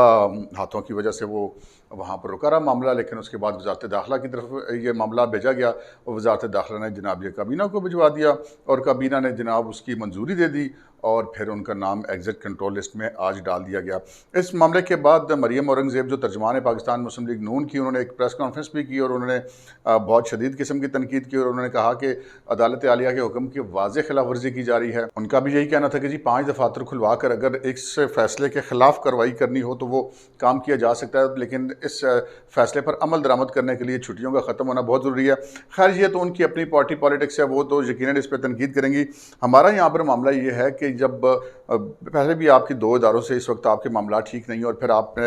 अदलिया से भी बराह रास्त बिल्कुल सामने आ गई है हुकूमत, अब एक किस्म की टकराव की पॉलिसी में आ गई है। माजी में हमने देखा कि जो हुकूमतें 3/4 या 2/3 अक्सरियत में भी थी वो भी जब इदारों से टकराई तो उनको नुकसान हुआ और ऐसा नुकसान भी हुए जो कि नाकाबिल तलाफ़ी हुए, बल्कि हुकूमतें जाने के बाद भी उनको उसका नुकसान पहुँचता रहा। और जो ये हुकूमत है ये तो वो कहते हैं वैसे भी मांगे तांगे की बैसाखियों पर खड़ी हुई हुकूमत है, लेकिन बहरहाल इक़्तिदार ऐसी चीज़ होती है कि वो इंसान का जो है वो अच्छे खासे समझदार आदमी का दिमाग घुमा देता है। तो यहाँ पर तो खैर ऐसी कोई बात भी नहीं, कोई इतनी ज़्यादा इनको एक्सपीरियंस भी नहीं इक़्तिदार में रहने का और मामलात बहरहाल अब चूँकि आ ही गए हैं पहली दफ़ा, तो अब इनको ऐसे लग रहा है कि जो कुछ है हम ही हैं, कोई हमारे सामने कुछ नहीं है। यूँ हुकूमत जो है वो इस वक्त एलानिया तौर पर एक टकराव की, एक लड़ाई की पोजीशन में आ गई हुई है। हुकूमत के पास और कोई चॉइस नहीं। हमने पिछले प्रोग्राम्स में आपको ये भी कहा था कि जनाब इमरान खान साहब के पास सिर्फ एक चॉइस है और वो ये है कि वो ऐसी मुहाजराई में चले जाएँ कि कल वो अवाम में जब जाएँ तो ये कह सकेंगे जी मुझे तो इन लोगों ने काम नहीं करने दिया, मैं तो ये करना चाहता था, जबकि उससे पहले ही ये तकरीबन हर शोबे में फेल हो चुके हैं। सो ऐसे लग रहा है कि उसी पॉलिसी को आगे बढ़ाया जा रहा है और टकराव की तरफ जाया जा रहा है। लेकिन अगर हम देखें कि शहबाज शरीफ साहब को रोका जा सकेगा या नहीं जा सकेगा, तो मेरा नहीं ख्याल कि उनको रोका जा सकेगा। आज नहीं तो कल, नहीं तो 2 दिन बाद, 4 दिन बाद, हफ्ते बाद, बहरहाल उनको भेजना ही पड़ेगा क्योंकि अदालत के हुक्म पर किसी न किसी तौर अमल तो करना ही पड़ेगा। अब इसमें अदालतें जो हैं वो तो इन्हें अदालत का उसको नोटिस लेती हैं या कि मुस्लिम लीग नून अदालत में जाती है, अगरचे कि उन्होंने कहा कि हम अदालत में नहीं जाएंगे, इसका नोटिस खुद अदलिया ले। लेकिन अगर वो नहीं भी जाते और अदालतें भी नोटिस नहीं लेती, लेकिन बहरहाल जो एक इखलाकी पोजीशन है हुकूमत की वो तकरीबन हम कह सकते हैं कि मुकम्मल तौर पर फारिग हो गई है इस वाक़े के बाद। इसके साथ साथ हम आपको एक और अहम खबर भी देते चलें। जनाब नवाज शरीफ साहब मुस्लिम लीग नून के कायद जो हैं उनका का पासपोर्ट हुकूमत ने रिन्यू नहीं किया था, और वो ताकि वो कोई बैन अवी सफ़र ना कर सकें। सऊदीज़ की तरफ से उनको दावत भी थी सऊदी अरब जाने की, उनका उम्रा भी उन्होंने करना था, और सुना था कि कुछ मुलाकातें भी ख़ास होने वाली हैं, लेकिन नवाज शरीफ साहब सऊदी अरब नहीं जा सके थे। अब सुनने में आ रहा है कि शायद किसी भी वक्त वो सऊदी अरब रवाना हो जाएं, और अगर वो सऊदी अरब रवाना होते हैं और वहाँ पे पहुँचते हैं तो यकीनन वहाँ पर ज़रूर कुछ ऐसी मुलाकातें भी होंगी उम्रे के अलावा जो हुकूमत के लिए शायद बहुत ज़्यादा हसास मामला हो नवाज शरीफ का वहाँ पर पहुँचना और वो मुलाकातें करना। आज के प्रोग्राम में इतना ही, इजाज़त दीजिए, अल्लाह हाफ़िज़।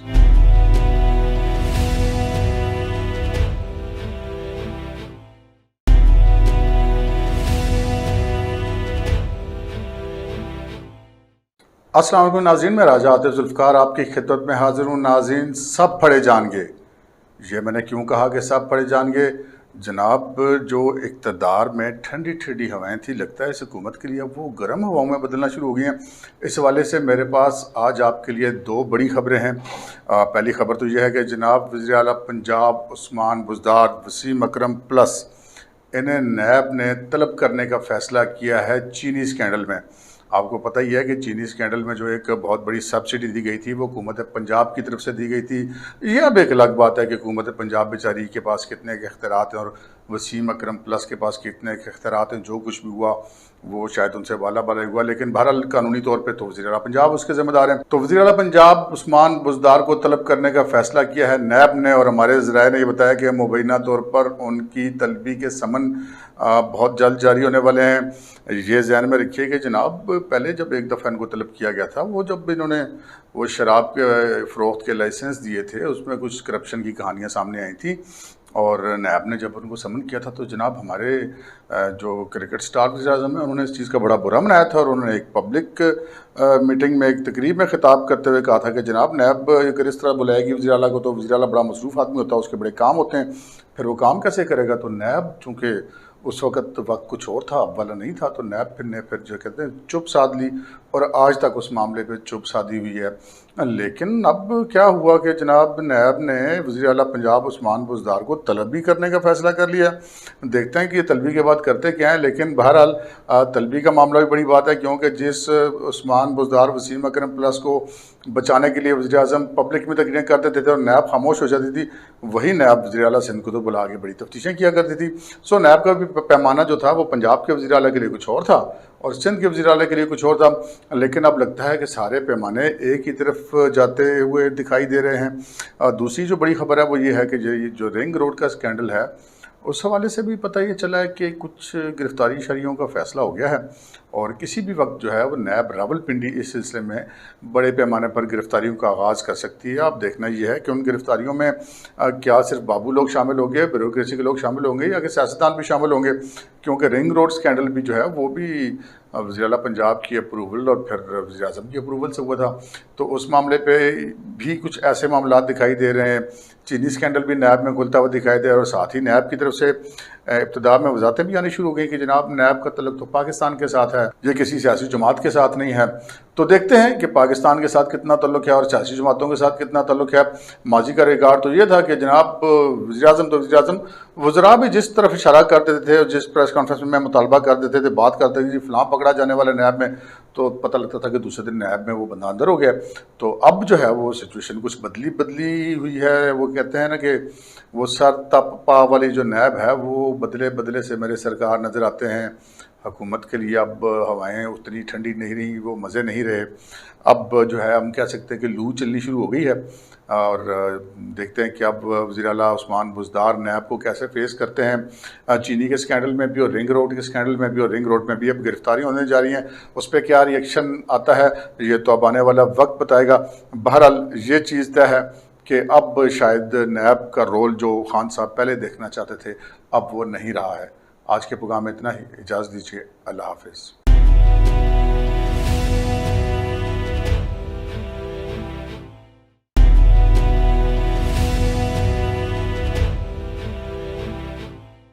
अस्सलाम वालेकुम नाज़रीन, मैं राजा आतिफ ज़ुल्फ़िकार आपकी खिदमत में हाज़िर। नाज़रीन, पाकिस्तान मुस्लिम लीग नून के इख्तिलाफ़ात की हंडियाँ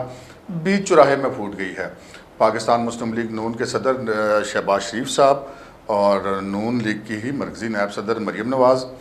آمنے سامنے آ گئے ہیں اور جو سینئر نائب صدر ہیں شاہد خاقان عباسی وہ اپنی نائب صدر کا ساتھ دے رہے ہیں کھلے عام، اور نائب صدر جو ہیں وہ اپنے سینئر نائب صدر کا ساتھ دے رہی ہیں۔ اب یہ پارٹی تو ہے ہی، لیکن ان میں کچھ اور بھی رشتے ہیں۔ اب شہباز شریف صاحب چچا ہیں اور مریم نواز شریف ان کی چہیتی بھتیجی ہیں، اور ہوا یہ آپ کے سامنے کی صورتحال ہے کہ شہباز شریف صاحب جب باہر نہیں جا سکے تو انہوں نے یہاں پہ سیاسی ایکٹیویٹی شروع کی۔ گزشتہ روز انہوں نے ایک ڈنر دیا ہوا تھا جہاں پہ یقیناً مریم نواز شریف صاحبہ موجود نہیں تھی، اور وہاں پر شہباز شریف صاحب نے جو میڈیا سے گفتگو کی اس میں انہوں نے کہا کہ وہ پیپلز پارٹی کو چاہتے ہیں کہ وہ دوبارہ پی ڈی ایم میں آئے۔ اور اس کے بعد جب مریم نواز شریف صاحبہ آج جب پیش ہوئیں اسلام آباد ہائی کورٹ میں اپنے کیس کے سلسلے میں، اس کے بعد جو انہوں نے میڈیا سے گفتگو کی وہاں پر جو انہوں نے بالکل مختلف باتیں کی۔ جب شہباز شریف صاحب نے وہاں پر بیان دیا تھا تو اس کے فوراً بعد شاہد خاقان عباسی جو سینئر نائب صدر ہیں اور سابق وزیر اعظم پاکستان کے، انہوں نے کہا کہ یہ مسلم لیگ نون کا بیانیہ نہیں ہے، جبکہ مریم نواز شریف صاحب نے کہا کہ بالکل میں شاہد خاقان عباسی کو سپورٹ کرتی ہوں۔ اب یہاں پہ ایک بڑی عجیب و غریب صورتحال بن گئی ہے۔ بظاہر جو دکھائی دے رہا ہے وہ یہ دکھائی دے رہا ہے کہ مسلم لیگ نون کے صدر شہباز شریف کی پرواز جو ہے وہ کچھ اور ہے، جبکہ مریم صاحبہ کی پرواز جو ہے وہ کچھ اور ہے۔ اب یہاں پہ وہ لوگ بڑے خوش دکھائی دیتے ہیں جو مسلم لیگ نون کے اندر ہمیشہ سے اختلاف تلاش کرنے کی کوشش کرتے رہتے ہیں، اور بظاہر جو چیزیں ہیں وہ ان کی اس جذبے کو تسکین دینے کے لیے بڑا اچھا میٹیریل ہے۔ لیکن جب سے ہم نے ہوش سنبھالا ہے ہم اسی قسم کی باتیں سن رہے ہیں۔ مجھے یاد ہے کہ 80s کے اینڈ میں جب ہم اسکول میں ہوا کرتے تھے اس زمانے میں بھی ایسی باتیں سنتے تھے کہ نواز شریف اور شہباز شریف کی آپس میں بنتی نہیں، اور عموماً جو لوگ موقف میں اختلاف، جو پارٹی کے اندر اختلاف رائے ہے اس کو وہ شاید کو بہت بڑا اختلاف کر کے بیان کیا کرتے تھے۔ شہباز شریف صاحب کو بہت دفعہ ماضی میں بھی ایسی آفرز ہوئی کہ وہ اپنے بھائی کا ساتھ چھوڑ دیں اور وزیر اعظم بن جائیں، لیکن شہباز شریف صاحب نے ماضی میں ایسی کوئی آفر قبول نہیں کی۔ اب جو معاملہ تھا وہ یہ سننے میں آتا کہ جی شہباز شریف صاحب کے پاس کوئی ڈیل موجود ہے اور وہ ڈیل اپنے ڈسکس کرنے کے لیے اپنے بھائی صاحب کے پاس جانا چاہتے ہیں، کیونکہ میاں نواز شریف صاحب کی منظوری کے بغیر تو کوئی ڈیل جو ہے وہ توڑ کہتے ہیں نا پنجابی میں کہ توڑ چڑھ نہیں سکتی، تو اس کے بغیر تو وہ مکمل نہیں ہو سکتی۔ لیکن اس کے بعد ہم نے دیکھا کہ شہباز شریف صاحب نے یہاں پر اپنی پولیٹیکل ایکٹیویٹی شروع کر دی، چونکہ ان کو باہر جانے سے روک دیا گیا تھا، اور یہ اب معاملات سامنے نظر آ رہے ہیں بظاہر کہ جی یہ ہو رہا ہے وہ ہو رہا ہے، مریم کچھ اور بات کر رہی ہیں، شہباز شریف صاحب کچھ اور بات کر رہے ہیں۔ اب ہمارا کام یہ ہے کہ ہم آپ کو بتائیں کہ جناب اصل میں ہو کیا رہا ہے۔ اصل میں ناظرین ہو یہ رہا ہے کہ یہ جو دونوں فریقوں کا موقف ہے ان میں کوئی اختلاف موجود نہیں ہے۔ یہ میری رائے ہے، ممکن ہے میری رائے غلط ہو، لیکن ہمارا جو ایک بینگ جرنلسٹک ایکسپیرینس ہے اس کے مد نظر میں یہ کہہ رہا ہوں کہ یہ نواز شریف صاحب ایک بہت بڑے پلیئر ہیں پاکستان کی سیاست کے، اور شاید ان سے زیادہ سیاست اس ملک میں کوئی نہیں جانتا۔ 3 دفعہ جو شخص وزیر اعظم رہا، جو 2 دفعہ وزیر اعلیٰ رہا اور اپوزیشن لیڈر بھی رہا، اور بہت ساری جگہوں پر انہوں نے کام کیا، اور پاکستان کی سب سے بڑی سیاسی جماعت کا قائد ہے وہ جماعت جو ڈرائنگ روموں کی جماعت تھی، لیکن نواز شریف نے اس ڈرائنگ روم کی جماعت کو اٹھا کر اپنی سربراہی میں ایک بہت بڑی پارٹی بنا دیا، اور آج بلا شبہ پاکستان کی سب سے بڑی پارٹی پاکستان مسلم لیگ نون ہے۔ تو یہ مجھے جو لگتا ہے وہ یہ ہے کہ جناب یہ نواز شریف صاحب جو ہیں یہ کھلا رہے ہیں سب کو۔ شہباز شریف صاحب بھی انہیں کے کنٹرول میں ہیں اور مریم صاحبہ بھی انہیں کے کنٹرول میں ہیں۔ یہاں پہ اگر کوئی بندہ یہ سوچے کہ میاں نواز شریف صاحب کیا فیصلہ کریں گے، وہ بیٹی کی سائڈ لیں گے یا بھائی کی سائڈ لیں گے، کوئی ایسا چکر نہیں ہے جناب۔ یہ جو کچھ ہو رہا ہے میاں صاحب کی مرضی سے ہو رہا ہے۔ شہباز شریف صاحب بھی جو کچھ ایکٹ کر رہے ہیں میاں صاحب کی مرضی سے کر رہے ہیں، مریم صاحبہ بھی جو ایکٹ کر رہی ہیں وہ میاں صاحب کی مرضی سے کر رہے ہیں، اور ایسی بیچ میں کوئی کہانی ہے نہیں۔ یہ ایک پالیسی ہے مسلم لیگ نون کی، گڈ کاپ اور بیڈ کاپ کی، اور میاں صاحب ہمیشہ ایک تھوڑا سا سخت موقف رکھتے ہیں۔ شہباز شریف صاحب جو ہیں وہ کہتے ہیں نا کہ وہ صلح صفائی والی بات کرتے ہیں، تو یہ ہمیشہ سے مسلم لیگ نون کی پالیسی رہی ہے۔ اگر اس کو کوئی اختلاف سمجھتا ہے تو وہ پھر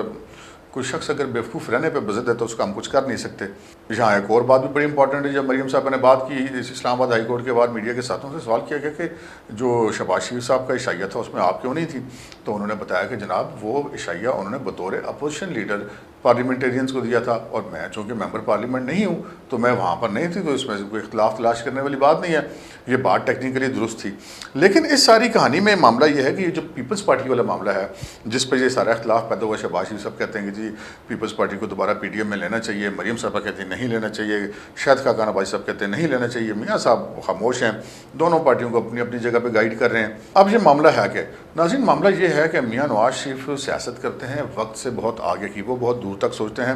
अब जैसे कि इस वक्त तो प्लान करके बैठे हुए हैं, अब सब लोग हैरान हैं कि जी ये आप जब चाहें पंजाब असम्बली में अदम एतमाद ला सकते हैं, जब चाहें आप कौमी असम्बली में अदम एतमाद ला सकते हैं, तो क्यों नहीं ला रहे? इसलिए नहीं ला रहे कि मियां नवाज शरीफ दूर की सोचता है, वो अगले इलेक्शन की सोच रहा है कि अगले इलेक्शन में मुस्लिम लीग नून की क्या पोजीशन बननी है। इस वक्त पाकिस्तान की तमाम एजेंसियों की ये रिपोर्ट मौजूद है कि अगले इलेक्शन में मुस्लिम लीग नून का जो टिकट है वो एक हॉट केक होगा और उसकी वैल्यू सबसे ज़्यादा होगी और सबसे ज़्यादा उसके इम्कानात पाए जाते हैं कि मुस्लिम लीग नून जो है वो सीटें ज़्यादा हासिल करेगी। तो मियां नवाज शरीफ साहब इस वक्त इक़्तिदार लेकर ये जो बकौल मुस्लिम लीग नून की इस हुकूमत की जो नाकामियाँ वो अपने सिर मंडना नहीं चाहते और वो ये नहीं चाहते कि उनके जो एक उन्होंने बयानिया लिया एंटी इस्टेब्लिशमेंट, वो बयानिया उसको कोई ज़िक पहुँचे, उसको कोई जद पहुँचे, और इसलिए वो एक साइड पे बैठे हैं और वो चाह रहे हैं कि ये मज़ीद गवर्नमेंट जो इसी तरह वो नालायकियों का मुजाहरा करती रहे और जितना ये काम लेट होगा, आइंदा इंतखाबात 6 महीने बाद होते हैं या कि 2 साल के बाद होते हैं, तो इसमें मुस्लिम लीग नून को फ़ायदा पहुँचेगा। लेकिन आसिफ अली ज़रदारी साहब जो हैं वो मियां नवाज शरीफ साहब की तरह अब बहुत दूर की नहीं सोचते, बल्कि उनके बारे में मशहूर है कि वो डे टू डे पॉलिटिक्स को देखते हैं, वक्ती फ़ायदा देखते हैं, जिसका हमने मुजाहरा देखा। जब सदर पाकिस्तान का इलेक्शन था तो उन्होंने जनाब वो अपने स्पीकर डिप्टी स्पीकर के लिए वोट ले लिए, और जब सदर पाकिस्तान के इलेक्शन की बारी आई तो उन्होंने अपोजिशन के उम्मीदवार मौलाना फजल रहमान को वोट नहीं दिया। वहाँ पर उन्होंने अपोजिशन के अंदर एक जिसे कहते हैं रिफ्ट पैदा की। उसके बाद जब ये अब इलेक्शंस हुए सेनेट के, तो उसमें यूसुफ जहा गिलानी के लिए उन्होंने उनको सेनेटर बनवाने के लिए वोट ले लिया, फिर उनको चेयरमैन सेनेट बनवाने के लिए वोट ले लिया, लेकिन उसके बाद खुद ज़बरदस्ती जो एक कमिटमेंट थी उसके खिलाफ उन्होंने अपोजिशन लीडर की सीट भी उनके लिए ले ली जब देखा कि वो चेयरमैन सेनेट नहीं बन सके। तो वो देखते हैं कि वक्ती फ़ायदा किस तरफ है। और ज़रदारी साहब की तो बारे में एक बात भी मशहूर हुई थी पिछले कुछ अर्से में, वो जब से उनसे सवाल किया कि जी कल तो आपने ये बात कही थी, और ज़रदारी साहब के बारे में तो एक बात भी मशहूर हुई थी पिछले दौर में कि जब उनसे कहा गया कि आपने कल तो फलां बात की थी, आज आप उसकी उलट बात करें, तो ज़रदारी साहब ने मुस्कुरा के कहा रात गई बात गई। तो ज़रदारी साहब बात करते हैं डे टू डे पॉलिटिक्स की। अब यहाँ पे मामला ये है कि जो अगला इलेक्शन है उसका सारा झगड़ा है। इस वक्त मौजूदा हुकूमत की हैसियत एक ऐसे शिकार की है जो कि सामने पड़ा हुआ है, और जो शिकारी हैं वो आपस में इस बात पे झगड़ रहे हैं कि इस शिकार में से मेजर हिस्सा कौन लेगा या इस शिकार को असल में शिकार करेगा कौन। पीपल्स पार्टी को ये नज़र आ गया कि उन्होंने वक्ती तौर पे फ़ायदे तो लिए, लेकिन ये जो आइंदा आने वाले इलेक्शन है उसमें उनको नुकसान हो जाएगा। लिहाजा अब वो घुमा फिरा के पीडीएम से निकलना भी चाह रहे हैं और नहीं भी निकलना चाह रहे। निकल गए हैं लेकिन वो अब ये चाहते हैं कि उनको मनाया जाए कि वापस लाया जाए। लेकिन यहाँ पे मरियम साहब और मौलाना फजल रहमान साहब का मौक़िफ़ बड़ा सख्त है कि नहीं, वो पहले माफ़ी मांग लें। शायद काका नवासी ने भी यही बात की कि वो पहले माफ़ी मांग लें तो फिर वो आ जाएँ, नहीं तो कम अज़ कम अपने रवैये पर शर्मिंदगी का इज़हार कर दें। यही बात मौलाना फजल रहमान साहब ने शहबाज शरीफ साहब से भी कही। तो अब इस वक्त जो लड़ाई चल रही है वो आइंदा इलेक्शन में जो फ्रूट नज़र आ रहा है उस फ्रूट को खाने की चल रही है। बीच में से कहानी कोई नहीं है। अगर कोई ये सोचता है कि जनाब शहबाज शरीफ में और मरियम में इख्तलाफात हैं और नवाज शरीफ में को फ़ैसला करने पड़ेगा वो कहाँ जाए, तो वो बंदा बस हम क्या कह सकते हैं कि हम की जन्नत में ही रहता है। आज के प्रोग्राम में इतना ही, इजाज़त दीजिए, अल्लाह हाफ़िज़।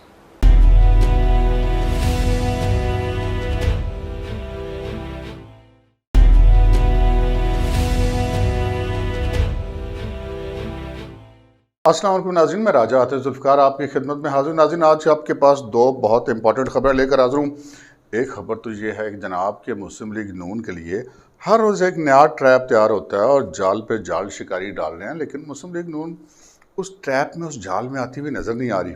और दूसरी ये कि बहुत शोर सुन रहे थे हम, जनाब चौधरी निसार अली ख़ान वज़ीर आला पंजाब बनने जा रहे हैं। वो कब वज़ीर आला पंजाब बनने जा रहे हैं इस पे हम बात करेंगे। तो बात हम शुरू करते हैं मुस्लिम लीग नून के ट्रैप से।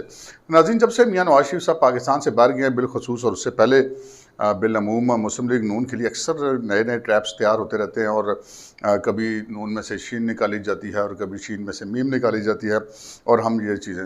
मुसलसल सुनते आ रहे हैं, लेकिन ऐसा कुछ हो नहीं पा रहा। आपने देखा कि पहले कभी गुजरावाला के MPs, कभी कहाँ के MPs, ये सारे लोग मुस्लिम लीग नून में से निकाल के कहा जाता रहा कि बस अब तो मुस्लिम लीग नून गई, ख़त्म हो गई। इसी तरह बहुत सारे फार्मूले भी मार्केट में आते रहे। माजी में हमने सुना कि जनाब लंदन में भी राब्ते किए गए कि जनाब लोग भी वहाँ पर जाते रहे, मियां नवाज शरीफ साहब से मुख्तलिफ जो है वो पैकेजेस, मुख्तलिफ डील्स उनके सामने रखते रहे, लेकिन मियां मोहम्मद नवाज शरीफ जो है उनके बारे में ऐसी खबरें भी आती रही कि जी ये फ़लाँ चीज़ पे बात तय होगी, फ़लाँ चीज़ पे बात तय होगी। लेकिन मियां नवाज शरीफ जब भी वहाँ पर मीडिया से बात करते थे तो उनकी बातों से जो नतीजा निकलता था वो सब कुछ मफाहमत नाम या जो पैकेज डील और یہ مختلف قسم کے جو ٹریپس تھے، میں تو ان کو ٹریپس ہی کہوں گا، ان کا درندختہ کر دیتے تھے۔ یہی صورتحال پاکستان میں مریم نواز شریف صاحبہ کی ہے، جہاں پہ کوئی معاملات پتہ چلتے ہیں کہ جناب جیلوں میں ملاقاتیں ہو رہی ہیں شہباز شریف صاحب سے، اب شہباز شریف صاحب باہر آ گیا، اب شہباز شریف صاحب باہر جائیں گے، اور جناب یہ سارے معاملات طے پا گئے ہیں،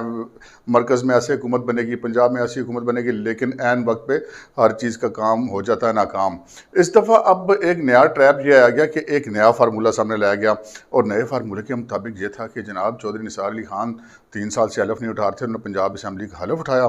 اور سن رہے تھے کہ جی وہ وزیر اعلیٰ پنجاب بنیں گے، اور کچھ ایسا فارمولہ طے پایا کہ جی پنجاب میں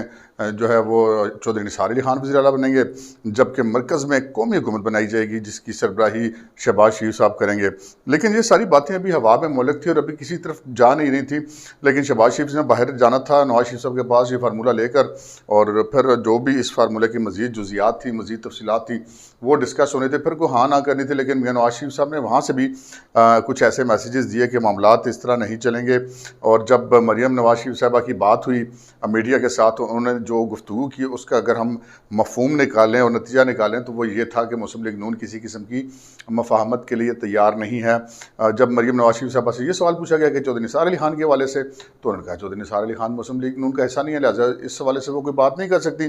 سو یہ جو ایک نئی پلاننگ تھی، ایک نئی منصوبہ بندی تھی کہ چودھری نثار جو ہیں وہ ان کو سامنے لا کر مسلم لیگ نون ان کو دوبارہ ایکسیپٹ کیا کر لے چودھری نثار علی خان کو۔ کچھ ایسی کوششیں بھی کی جاتی کہ شہباز شریف صاحب کے تھرو ان کو دوبارہ انٹری دی جائے چودھری نثار علی خان کو، اور اس انٹری کے بعد مسلم لیگ نون کو ایکسیپٹ کر لے اور پنجاب میں ایک تبدیلی لائی جائے، اور اس کے بعد وفاق میں تبدیلی لائی جائے۔ اب یہ الگ بات ہے کہ پنجاب میں تبدیلی تو وہ جو منصوبہ ساز تھے وہ یہ چاہ رہے تھے کہ لے آئی جائے، کیونکہ عثمان بزدار سے وہ کبھی بھی خوش نہیں رہے۔ چودھری نثار علی خان بھی اپنے ہی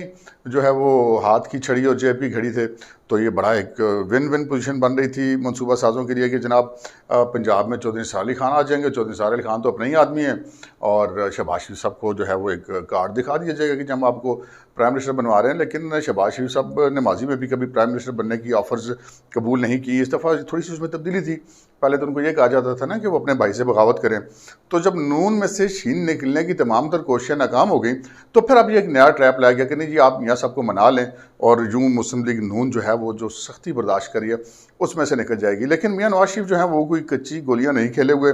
میاں نواز شریف اس چیز کو بڑی اچھی طرح جانتے ہیں کہ انہوں نے ایک انتہائی سخت بیانیہ لیا ہے، اور توقعات جو کی جا رہی تھی کہ اس بیانیے کے بعد شاید مسلم لیگ نون کو پبلک میں ایکسیپٹنس نہ ملے، لیکن ضمنی انتخابات کے نتیجے میں یہ ثابت ہوا کہ ایکسیپٹنس ان کو مل گئی۔ اب اگر نواز شریف صاحب اس بیانیے سے ہٹتے ہیں اور اس مفاہمت کو قبول کر لیتے ہیں،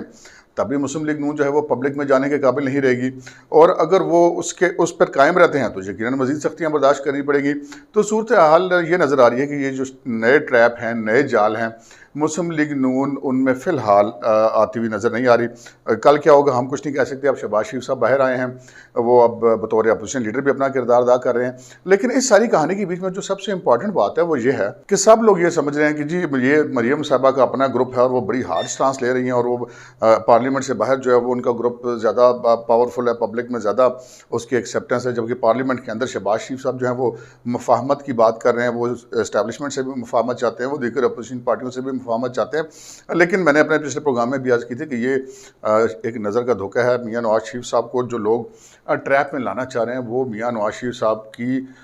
جسے کہتے ہیں کہ سیاست کو پہنچ بھی نہیں سکتے۔ میاں نواز شریف یہ دونوں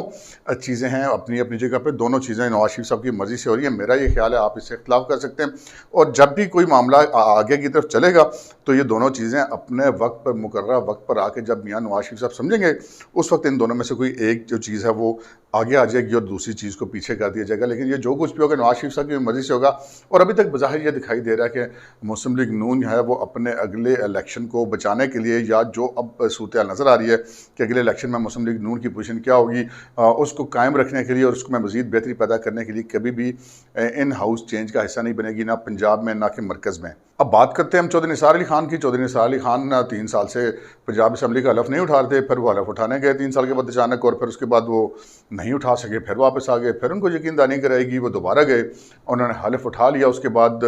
یہ معاملات چل رہے ہیں کہ جی اب چودھری نثار صاحب کب وزیر اعلیٰ بنے گے۔ ہماری کوشش یہ تھی کہ اس معاملے پہ تھوڑی سی تحقیق کی جائے، اور جب میں نے چودھری نثار علی خان صاحب کے قریبی حلقوں سے رابطہ کیا ہے تو ان کے مطابق یہ پتہ یہ چلا کہ جو ایک ابھی تک کی بظاہر پلاننگ نظر آ رہی ہے وہ یہ نظر آ رہی ہے کہ جو آئندہ بجٹ پیش ہونے جائے گا پنجاب اسمبلی میں، اس بجٹ کی منظوری حکومت کے لیے کافی مشکل ہوگی، کافی شور شرابہ ہوگا، لیکن ایک آدھ ہفتے کی کوشش کے بعد وہ بجٹ منظور کرا لیا جائے گا، لیکن اس کے بعد صورتحال قابو سے باہر ہو جائے گی اور پھر جناب چودھری نثار علی خان صاحب وزیر اعلیٰ پنجاب بن سکتے ہیں۔ یہ چودھری نثار علی خان کے قریبی حلقوں کا خیال ہے، لیکن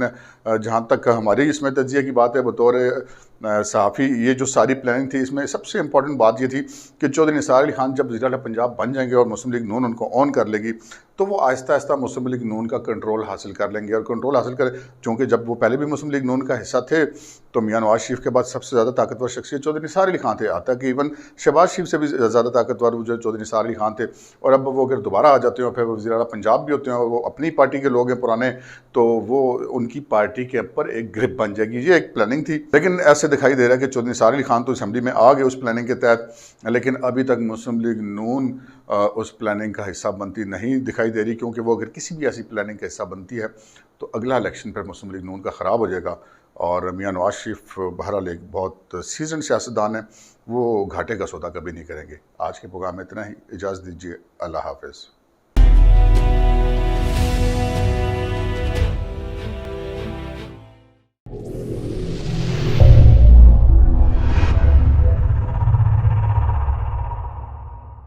السلام علیکم ناظرین، میں راجہ عاطف ذوالفقار آپ کی خدمت میں حاضر۔ ناظرین، پروگرام ہے نیوز ٹو یو اسپیشل۔ آج ہم ایک بہت اسپیشل پروگرام آپ کے لیے لے کے آئے ہیں، تو اس سے پہلے کہ ہم اپنے پروگرام کو آگے بڑھائیں، آپ سے گزارش ہے کہ اگر ابھی تک آپ نے ہمارا channel news to you subscribe نہیں کیا تو پلیز اسے سبسکرائب کر لیجئے اور ساتھ ہی بیل آئیکن بھی دبا دیجئے تاکہ ایسے دلچسپ اور معلوماتی پروگرام آپ تک بر وقت پہنچ سکیں۔ تو ناظرین، جیل ایک ایسا لفظ ہے جس کو ذہن میں آتے ہی انسان جو ہے شریف آدمی خصوصاً وہ تھوڑا سا پریشان ہو جاتا ہے، اور ایک اس کے ذہن میں ایک امیج ابھرتا ہے کہ جیل کیسی ہوتی ہوگی، لوگ وہاں پہ قید ہوتے ہیں، کیسا ان سے وہاں پہ سلوک کیا جاتا ہے۔ لیکن جیل حکام اس سے بالکل مختلف موقف رکھتے ہیں۔ ان کا یہ کہنا ہے کہ وہ شخص جو معاشرے کے لیے قابل قبول نہیں ہے اور وہ کرمنل ہے، اور وہ جب جیل میں جو ہی آتا ہے تو وہ معصوم بن جاتا ہے۔ صوبہ پنجاب ہم کہہ سکتے ہیں کہ آبادی کے اعتبار سے پاکستان کا نصف ہے۔ اب پنجاب میں بہت ساری جیلیں ہیں، ایک بہت بڑا نیٹ ورک ہے جیلوں کا، جس میں بہت ساری قسموں کے لوگ وہاں پر ہوتے ہیں، حوالاتی ہوتے ہیں، قیدی ہوتے ہیں، دہشت گردی سے لے کر ایک جیب تراشی تک کے ملزمان وہاں موجود ہوتے ہیں، آوارہ گردی سے لے کر اور دوہرے تہرے قتلوں کے لوگ بھی وہاں پر موجود ہوتے ہیں، بہت ہائی پروفائل بھی وہاں پہ موجود ہوتے ہیں۔ یہ جیلوں کا نظام پنجاب جو سب سے بڑا صوبہ ہے، اس میں کیسے چلتا ہے، کیسے ان سارے معاملات کو ہینڈل کیا جاتا ہے، اس کی ہیرارکی کیا ہے، اس کا ڈسپلن کیا ہے، یہاں پہ کیا ہم صرف قیدیوں کو بطور سزا رکھ رہے ہیں یا کہ ان کی اصلاح کا کوئی بندوبست کر رہے ہیں، یا کہ ہم ان کو مزید بڑا مجرم بنا رہے ہیں۔ تو اس حوالے سے ہماری ملاقات ہوئی آئی جی جیل خانہ جات پنجاب مرزا شاہد سلیم بیگ سے۔ مرزا شاہد سلیم بیگ صاحب کا ہم نے ایک تفصیلی انٹرویو کیا، تو آئیں دیکھتے ہیں انٹرویو کے شاہد سلیم بیگ صاحب کیا کہتے ہیں۔ شاہد صاحب، آپ کو خوش آمدید کہتے ہیں ہم اپنے پروگرام میں۔ تو یہ پہلے ذرا مختصر سا ایک تعارف کروا دیجئے، پنجاب میں جو جیل خانہ جات ڈپارٹمنٹ ہے، کتنی جیلیں ہیں، کتنے قیدی ہیں، کیسے چل رہے ہیں معاملات؟ پنجاب میں 43 جیلیں ہیں اور تقریباً 50,000 پریزنرز ہیں اس وقت، جن میں 17,000 کنوکٹڈ پریزنرز ہیں، 3,000 کے قریب سزائے موت ہیں، باقی تمام کے تمام انڈر ٹرائل پریزنرز ہیں۔ اگر مزید بائیفرکیشن کی جائے تو 900 کے قریب ہمارے پاس خواتین ہیں اور تقریباً 800 کے قریب جوینلز ہیں جن کی عمریں 18 سال تک ہیں۔ بیگ صاحب، آپ نے پورا کیریئر اس ڈپارٹمنٹ میں گزارا، اور اس ڈپارٹمنٹ کے آپ جو سب سے بڑا عہدہ ہے اس پر پہنچے، اور اب کافی عرصے سے آپ جیلوں کو دیکھ رہے ہیں پورے صوبے کی، تو آپ کیا سمجھتے ہیں کہ آپ نے بطور انسپیکٹر جنرل کیا بہتری لے کر آئے ہیں اس ڈپارٹمنٹ کے اندر؟ کافی زیادہ ریفارمیشنز ہم نے کی ہیں۔ ایک تو جیلوں کے اندر ہم نے کیمرے لگا دیے ہیں۔ پنجاب کی جتنی جیلیں ہیں 38 جیلوں میں ہم نے اس وقت کیمرے لگائے ہیں، اور 150 کے قریب لگائے ہیں۔ کنٹرول روم بنا دیے ہیں، جس طرح لاہور کا ہے کنٹرول روم ہے، اور اسی طریقے سے ہم نے کنٹرول روم بنائے ہیں جہاں ہمارا سٹاف بیٹھتا ہے اور 24 آورز جیل کی مکمل ریکارڈنگ ہوتی ہے، اور کسی جگہ پہ بھی کوئی غلط کام ہو رہا ہو اور ڈسپلن کے خلاف ہو رہا ہو اسے دیکھتے ہیں، اسے چیک کرتے ہیں۔ سو کیمرے لگانے سے ہماری مانیٹرنگ بہتر ہوئی ہے۔ اس کے علاوہ سیم سسٹم کو ہم نے یہاں آئی جی آفس میں ریپلیکیٹ کیا ہے۔ انسپیکٹریٹ آف پریزنز میں ہم نے وزیر اعلیٰ پنجاب جناب سردار عثمان بزدار صاحب کے ویژن کے تحت ایک کمپلینٹ اینڈ مانیٹرنگ سیل بنایا ہے. اس وقت 17 جیلیں جو سی ہیں ان کو ہم لائیو دیکھ رہے ہیں، اور ہمارا سٹاف اس وقت ڈیالہ جیل کو بھی دیکھ رہا ہے اور راجن پور کو بھی دیکھ رہا ہے، اسی طرح لاہور کی جیل کو دیکھ رہا ہے، گجرانوالہ کی جیل کو دیکھ رہا ہے. تو جو سٹاف ہمارا یہاں انسپیکٹریٹ آف پریزن میں موجود ہوتا ہے وہ ہر جگہ کو دیکھ رہا ہوتا ہے، مانیٹر کر رہا ہوتا ہے، اور جہاں کہیں ارریگولرٹی ہو رہی ہو وہ سپرنٹ سے، ڈپٹی سپرنٹ سے ڈائریکٹ پوچھتا ہے کہ جی یہ کیا مسئلہ ہے اور اس کو بہتر کریں. سملرلی ہم نے پریزنرز کو حوصلہ دیا ہے، پریزنرز کو کانفیڈنس دیا ہے کہ آپ کمپلینٹ کر سکتے ہیں. ہم نے ایک ڈیڈیکیٹڈ نمبر جن سا ہے پی سی او میں دیا ہے. اس سے پہلے میں بتا دوں کہ پنجاب کی تمام جیلوں میں ہم نے پی سی او کی فیسلٹی دے دی ہے. اس سے پہلے 12 جیلوں میں تھی اور آج سبھی جیلوں میں ہے، صرف ہائی سیکورٹی جیلوں کو نکال کے. اور وہاں تمام پی سی اوز میں ہم نے ایک ڈیڈیکیٹڈ نمبر مختص کیا ہے، اور اس کا کوڈ اوپر لکھا ہوتا ہے. وہ ٹال فری نمبر ہے، اور کوئی بھی پریزنر جب پی سی او پہ جائے اور اسے کوئی پرابلم ہو وہ اس ٹال فری نمبر کا کوڈ دبا کر اپنی کمپلینٹ لاج کرا سکتا ہے. اس کا ڈائریکٹ رابطہ یہاں انسپیکٹریٹ آف پریزنز میں کنٹرول سینٹر میں ہوتا ہے. وہاں ہمارا چاقو چوبند سٹاف بیٹھا ہوتا ہے اور وہ اس کی بات پوری سنتا ہے اور پھر اس کو انٹر کرتا ہے، اور پھر اسی وقت ہم کوئک رسپانڈ کرتے ہیں اور اس معاملے کو حل کرتے ہیں. یہ تمام جو گفتگو ہے یہ ریکارڈ ہوتی ہے باقاعدہ، تاکہ اس میں ہمارا سٹاف بھی کوئی رد و بدل نہ کر سکے، یا جیل والے جن سے ہیں وہ بھی ایسی کوشش نہ کر سکیں. پھر ہم نے اوپر ایک میڈیا سیل بنایا ہے. پنجاب بھر کے جتنی جیلیں ہیں ان کے متعلق کوئی بھی خبر اگر کسی ٹی وی چینل پہ چل رہی ہو وہ فوری طور پر ہمیں ہمارا میڈیا سیل بتاتا ہے کہ جی فلاں چینل پہ یہ خبر چل رہی ہے، اور فوری طور پر ہم اس جیل سے رابطہ کر کر اس کو پوچھتے ہیں کہ یہ کیا مسئلہ ہے، اس پرابلم کو ریڈریس کرتے ہیں. سو ہم نے کمپلینٹ اینڈ مانیٹرنگ سسٹم جو سا ہے وہ دیا ہے. قیدیوں کا کھانا بہت بہتر ہوا ہے. وزیر اعلیٰ پنجاب سردار عثمان بزدار صاحب نے اسپیشل کیئر کی، اور قیدیوں کا کھانا بڑا بہتر ہوا، ناشتہ بڑا بہتر ہوا. 9 یا 10 جیلوں کا سی ایم صاحب نے وزٹ کیا. پریزنرز جو سے ہیں ان کو علیحدہ علیحدہ ملے اور دیکھا کہ ان کو کیا پرابلم ہے. اور پنجاب بھر کی جیلوں میں پچھلی دفعہ سی ایم صاحب نے ہمیں پیسے دیے تھے بہت زیادہ، اور ہم نے کولر لگوائے ہیں پنجاب کی سبھی جیلوں میں، ڈیزرٹ کولرز. اسی طریقے سے واٹر چلرز ہم نے لگوائے ہیں، اور واٹر فلٹریشن پلانٹ ہماری سبھی جیلوں میں لگے ہوئے ہیں کہ قیدیوں کو پینے کا صاف پانی مل سکے. پھر پنکھے جن سے ہیں وہ ہم نے ٹھیک کروائے ہیں. ابھی پنجاب کی ہر جیل میں، ہر سیل میں جن سا ہے وہ بہترین پنکھے لگے ہوئے ہیں. یہ بتائیے کہ جیلوں میں بنیادی طور پہ تو جیل حکام کا کام ہوتا ہے معاشرے کے کرمنلز کو ایک جگہ پہ کسٹڈی میں رکھنا تاکہ وہ معاشرے میں مزید بد امنی نہ پھیلا سکے. بنیادی طور پہ تو لوگ جیل میں بھیجا ہی اسی وجہ سے جاتا ہے عدالت سے. اتنے سارے لوگ جب وہ وہاں پر ہوتے ہیں، اور پھر یقیناً وہ ان میں سے اب بیشتر تو وہی ہوتے ہیں جو دراصل مجرم ہوتے ہیں، بے گناہ تو شاید کوئی کا دکا آ جاتے ہوں گے. تو وہ ان کو کنٹرول کرنے کے لیے کیا حکمت عملی آپ لوگ بناتے ہیں؟ ایک تو جیل کے اندر سیگریگیشن ہوتی ہے اور اجازت نہیں ہوتی کہ ایک پریزنر ایک بیرک سے نکل کے دوسری بیرک میں جائے. پورا سسٹم ہے کہ اگر اس نے جانا ہے، پرمیشن لینی ہے، انٹری ہوتی ہے، پھر جاتا ہے. ہمارا سٹاف گارڈ کر رہا ہوتا ہے اور تمام ڈسپلن کو مانیٹر کر رہا ہوتا ہے. جیسا کہ آپ نے فرمایا کہ باہر سے جب کوئی بندہ جرم کرتا ہے اس کو جیل میں بھیجا جاتا ہے تو ہمارا بیسک فنکشن ہوتا ہے اسے ریفارم کرنا، سوسائٹی سے آئسولیٹ کرنا، اور پھر اسے ریفارم کرنا.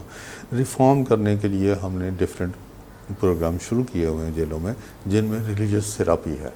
اب حیران ہوں گے کہ جب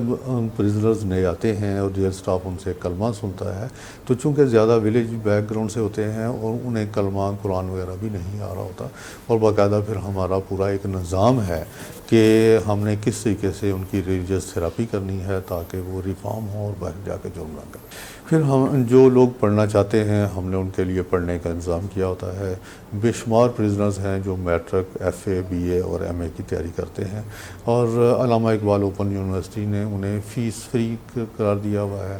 اگر ہم نے کسی کا داخلہ بھیجنا ہے، اور ابھی پنجاب یونیورسٹی نے بھی کر دیا کہ اگر ہم نے کسی کا داخلہ بھیجنا ہے تو اس کی فیس وہ نہیں لیتے۔ تو بے شمار پرزنرز ہیں جو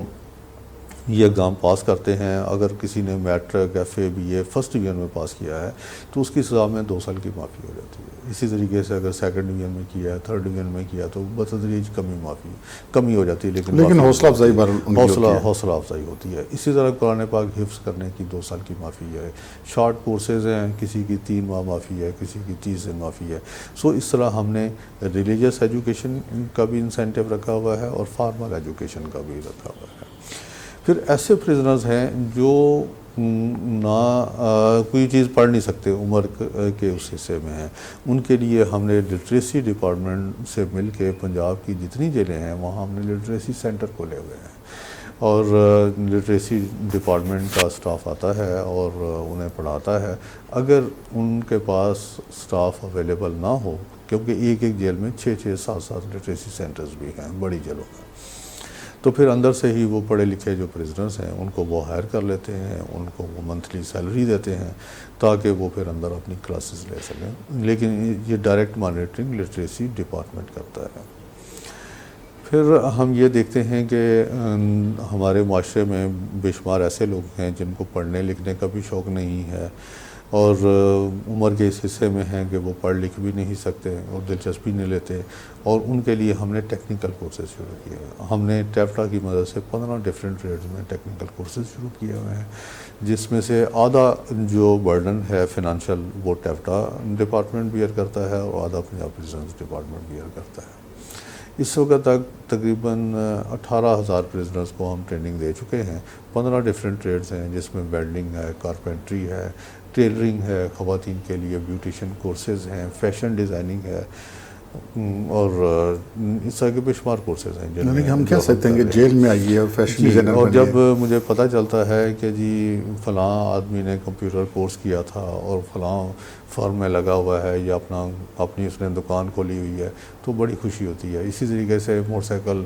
ریپیئر کا 6 ماہ کا کورس ہے، ٹریکٹر کا ریپیئر کا 6 ماہ کورس ہے۔ بے شمار لوگ جب جیل سے رہا ہو کے جاتے ہیں تو پھر ورکشاپ پہ کام کرتے ہیں یا اپنا ان کو معاشرے میں ایک باعزت روزگار کمانے کا طریقہ، اور وہ ایک سکلڈ پرسن ہوتا ہے جب وہ جاتا ہے، سکلڈ پرسن ہوتا ہے۔ تو یہ جب ہمارے پاس رزلٹ آتے ہیں تو بڑی طمانینت ہوتی ہے، اطمینان ہوتا ہے دل میں کہ ہم نے بھی کچھ کنٹریبیوٹ کیا ہے معاشرے میں۔ جی ناظرین، آپ نے انٹرویو ملاحظہ کیا مرزا شاہد سلیم بیگ جو انسپیکٹر جنرل ہیں جیل خانہ جات کے، انہوں نے بہت تفصیل سے ہمیں بتایا کہ جیل کا سسٹم کیسے چلتا ہے، کتنی جیلیں ہیں، کیسے اس کی ہیرارکی ہے۔ اور یہ پروگرام آپ دیکھتے رہیے گا، ہم آپ کو جو اسی چینل پہ کچھ دنوں کے بعد، یا ہو سکتا ہے اس سے پہلے بتا دیں، کچھ ہم نے اور بھی چیزیں جیلوں کے حوالے سے تیار کی ہیں۔ جلاد کے بارے میں آپ کو بتائیں گے کہ جلاد کیا ہوتا ہے، اس کو شناخت خفیہ کیوں رکھی جاتی ہے، وہ کیسے کام کرتا ہے، اس پر ہم آپ کو ایک تفصیلی پروگرام جلد پیش کریں گے۔ آج کے لیے اتنا ہی، اجازت دیجیے، اللہ حافظ۔